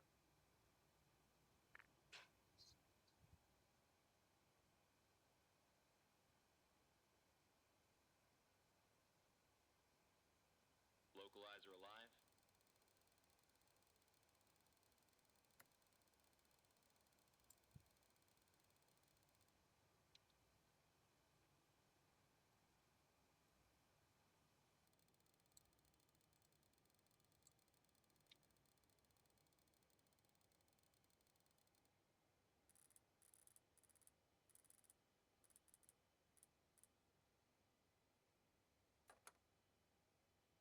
Flaps 10.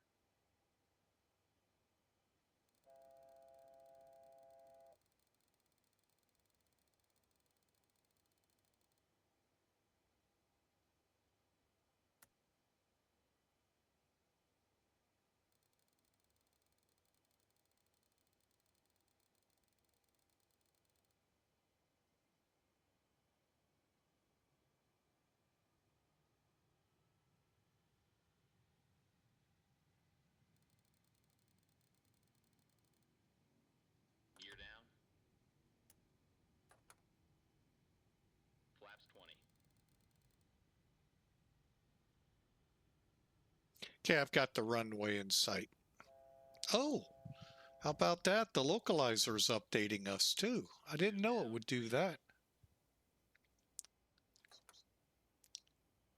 Flaps 25. Flaps 30. One more look. I think I said to myself 143. We'll get ready to take over here. Landing checklist. Gear. Down and check. Down and check. Flaps. Flaps 30. Flaps 30. Spoilers. Armed. Ignition. Flight start. Anti-skid. Check. Altimeters. 1, 0, 2, 1. Set and cross-check. Landing checklist completed.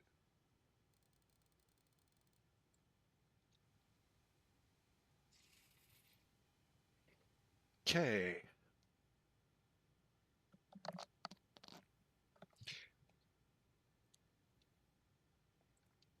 Orlando traffic northwest 430 heavy, about an 8-mile final, 17 left.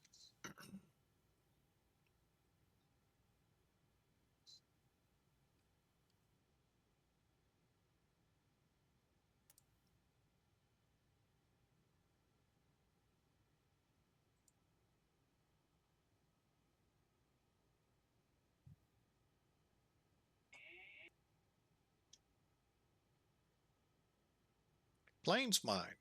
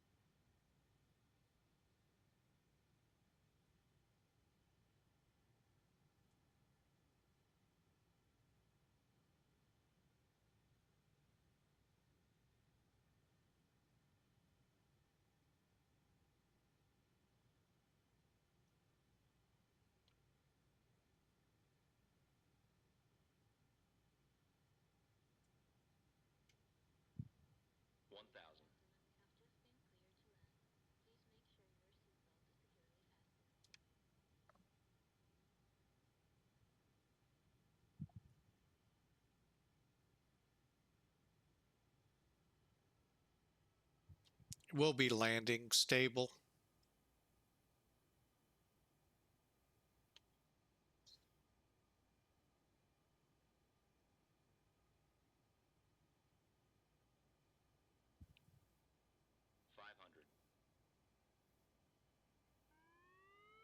Approaching minimums.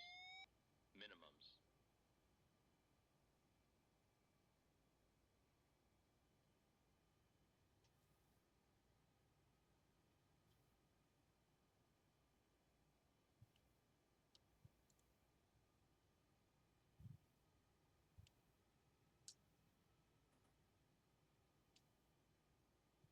Fifty, 40, 30, 20, 10.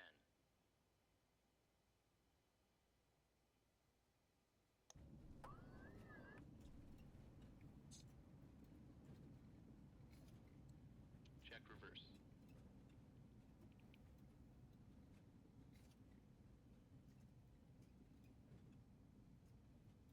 Out, off, reverse. Auto brake off. 60 knots. Oh, looks like we are going to make Fox. So it's a little bit shorter taxi, possibly.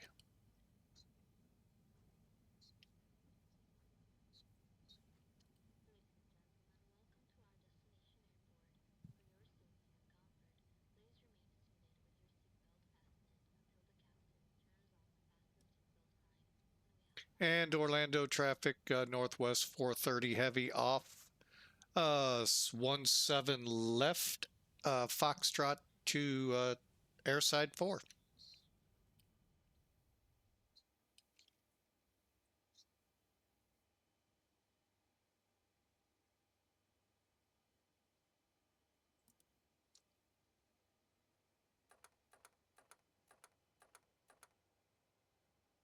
Flaps up.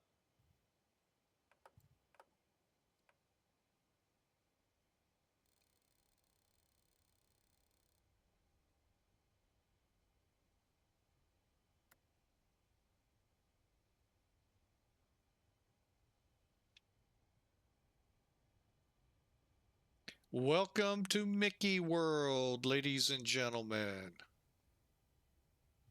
I can hear the kids already getting giddy back there.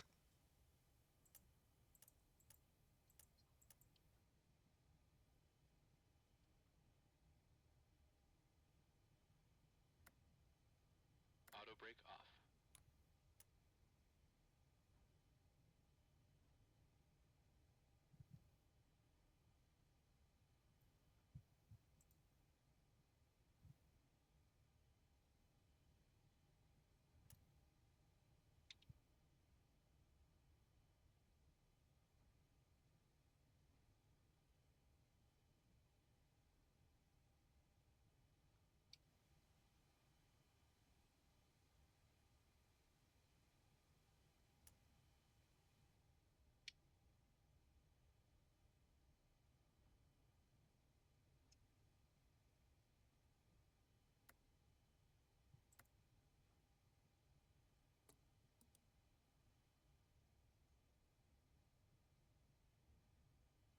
All right, let's see what I missed. After landing checklist. Brake pressure. Check. Body gear steering. Arm. Auto brakes. Off. Ignition. Off. Engine and wing anti-ice. Off. Radar and transponder. Standby. Flaps. Up. Spoilers. Down. Stabilizer trim. 7 units. Outflow valves. Open. Pressurization mode selector. This.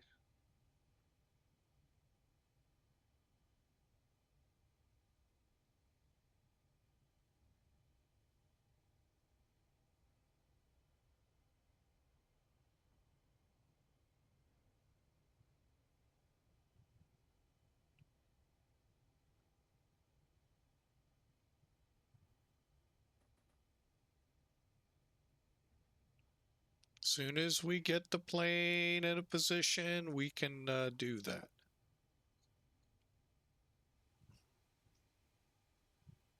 Manual.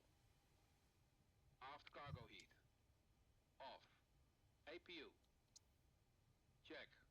Checklist completed.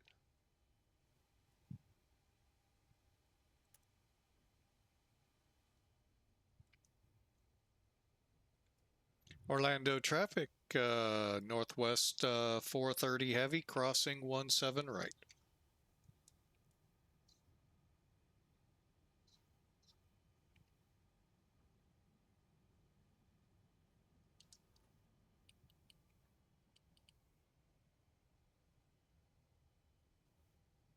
And Orlando traffic, northwest 430 off, 17 right to airside 4. Echo.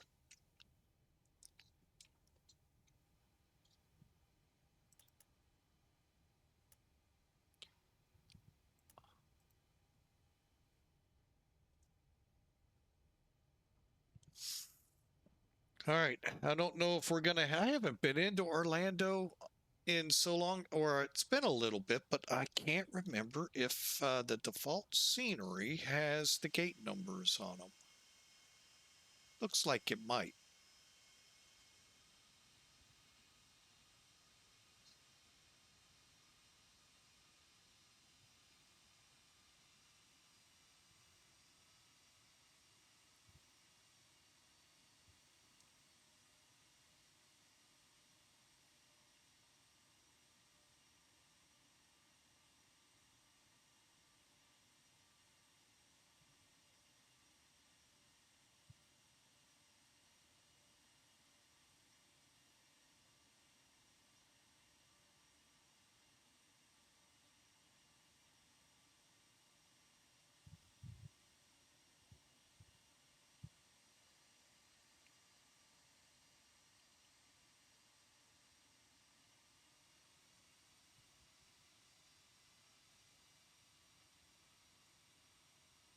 Traffic, American 744, turning on the Piedmont flying at the runway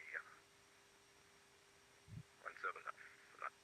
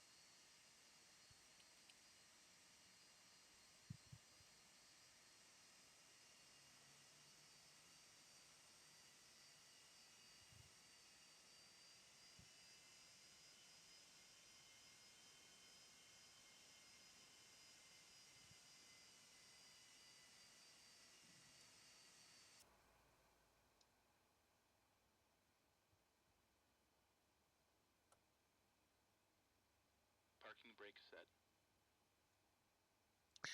All right, we're in the gate. Next checklist is after we shut down. All right, let's get over here, get that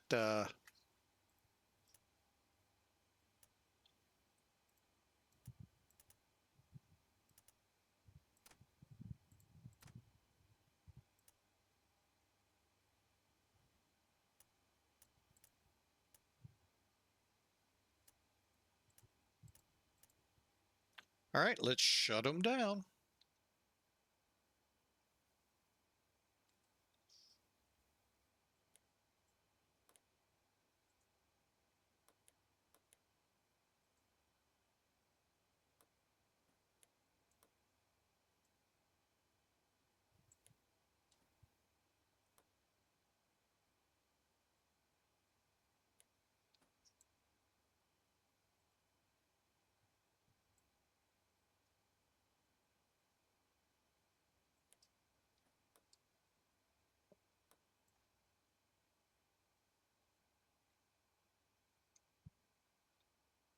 All right, let's get those chocks in. Cockpit to ground. Put the chocks on.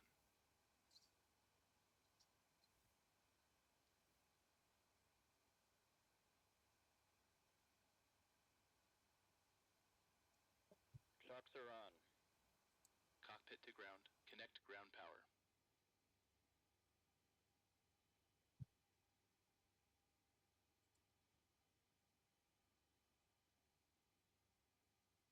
Ground power connected.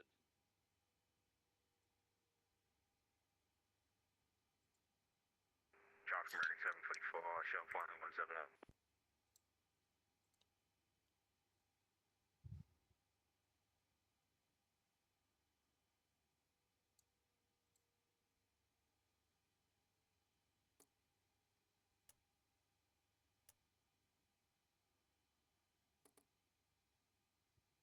Cabin crew, disarm slides. Cabin crew, doors may be opened. All right, welcome to Orlando.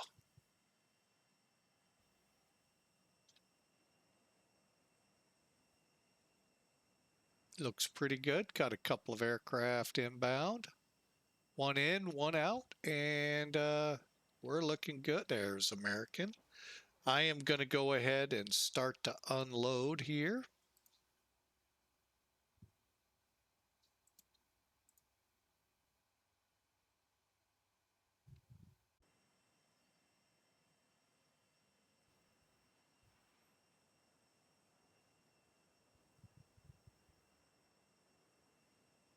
All right, Northwest 430 on the ground in Orlando. Let's see. Let's do a little flight review.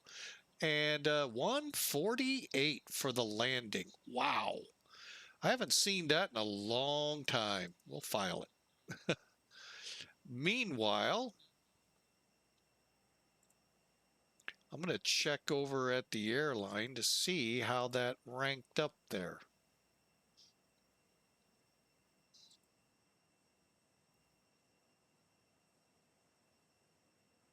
I think I got 230 points. Let me look at my PIREPs. All right, let's view it and just make sure. Yeah, I know we didn't get bonus points because we didn't go to Tampa, but we got all our points for this flight. Regular flight of 2.5 hours. Not bad. Safe landing at 140. What did they show us? They should have showed us 148.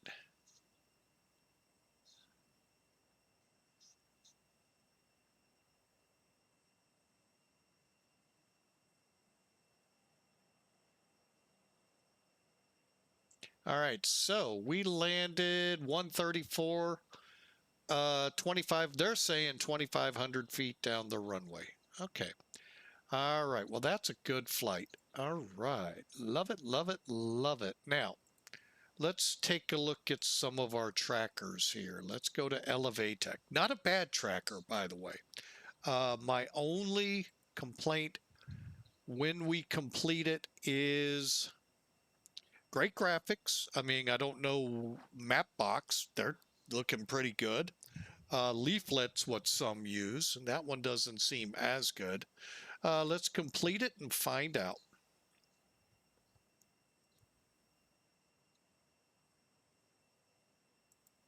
Okay, 148 feet a minute, 133. I think that's what we were supposed to, and 1G. Outstanding landing. Hang on, we're gonna flip back to Unicom and hopefully it stays quiet. So that looks good. All right, I'm not gonna complain. That's all you get though, folks. Sorry to say. And Cleveland Center's up back where we left. And that's kind of expected too. However, I like and still prefer Sim Toolkit over them all. Elevatech, I don't know of any payware with it yet, and hopefully it will stay yet, and not go the ways of Volanta and make you pay subscriptions and stuff for things. Or just outright pay for it. Hang on, let me get rid of the overlay. All right, so Sim Toolkit got us at 218 and 133. Again, it all varies from where and what data refs they take in X-Plane and whatever the equivalent is in that other sim. All right, so let's get the details up here. This is what you're used to with Volanta. That's all you get. We flew 2 hours, almost 2.5 hours, 830 miles, 23,000 kilograms of fuel. We already know that outcome. But look what we get with Sim Toolkit, and everything is free.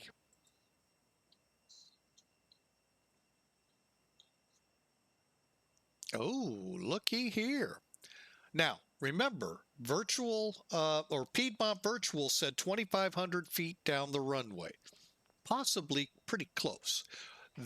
Sim Toolkit puts us at 2,200 feet. So that's telling me there's a chance of a bounce. However, you want to be persnickety about it. Where the blue dot is, yes, that's an imaginary blue dot. You won't see it in the real world. But anyway, I know some of you think, that yellow line that stretches out on fields in sports is real. No, it's not. Anyway, sorry, I just burst a lot of people's bubbles. My bad. Anyway, each hash mark is 500 feet. Now, these are painted on the runways for a purpose. They tell pilots how far they are down the runway, so they know, kind of like a golfer. I really like this analogy. Golfers know by landmarks on the course to tell them roughly how far to the pin. So they know what club to pull out to beat the crap out of the little white or yellow or orange ball below them. Okay, so they get the right one, get the job done correctly. Same thing in aviation. That's what these are for. Letting them know where they are on the field. Conversely, if you start seeing them down here, which they are there, you know how much runway you have left and whether or not to stomp on them. That being the brakes. So, like I said, they're 500 feet. Oh, and by the way, why these are big white pads at 1,000 feet down the runway, that is a very good visual cue. When you're coming in and you've got eyes on the airport, eyes on the runway, where to visually touch down. If you're in the soup and all of that, the ILS glide slope is right there. The PAPI's right ahead of them. Both aimed to try to get you on that spot. Now, I knew we were going to go a little long. It's 2 red, 2 white. I had 1 red. So I knew I was slightly above glide. So I knew probably we're going to end up a little long. Still well within the landing zone, well within the airport. So those are some things to take note of on airports. This is your VFR visual cues. Boy, you can't miss these. Okay, unless you're going into StarSim St. Louis where the whole airport's whitewashed. I don't know why, and I don't know the fix to it. Wish I did, because that is a great scenery. Hopefully, someone will tip me off. So, but anyway, over here now, we got 2,231 feet down the runway, 6 to 7 feet off the center line. And for a heavy, that's not bad, because once that nose comes up, the runway kind of disappears. But over here in the details, it tells you your heading, what the ideal was, your pitch, your roll. Were you compensating for like a crosswind? You know, you got to do that little slip at the end to get it in to the runway. So really, overall, this is one of my better 747 approaches and landings that I flew. All that to say, this was a fun flight. We had Duluth fly there, hyping us up. Man, he gave us 5 great subs. I ended up joining the bandwagon with 5 subs and 700 bits. All I can say to Duluth Fly is thank you so much for your generosity and your support to the channel. Always there to help out. I sure appreciate it. The hype train got to level 3, just so if people didn't know, and just amazing. Completed. Oh, wait a minute. Let's see. Hype train complete at level 3, 14%. So we got it to level 3. We just couldn't take it home to level 4. With a total of 6 subs given and 700 bits. So really, what a great flight. Just a great flight, as every flight is. I also want to send a shout out to Hi Ryu 9306. He followed us overnight, and I do need to get a flight going over in the Far East. It has been a while, so be watching for that soon. Now, we are not going to have time to pull off another flight. I'm going to kind of take a respite here, take a breather. I too am exhausted from this week. But I just want to say thank you to everyone that follows, supports Flying with Mike, both on Twitch and our YouTube channel. Unfortunately, we're still not able to go live. I need to talk to someone and what I need to do to make that happen, because I would love to dual stream both. It's a shame our YouTube users miss out. Now, granted, I get to give them some clips and all, but you know, nothing beats being live. So again, thank you all so much. Thank you again, Duluth, for the great support today. Sure appreciate it. And you all, I mean, just have a fantastic weekend. Hopefully it's dry where you are. If you're in the Midwest, I know, forget that word. Just going to be wet, with more wet and wetter probably the next day. So I really hope the waters are in check for you. Last night we had a pretty good storm rip through Mascoutah here. A lot of flooding, localized street flooding and all of that good fun stuff.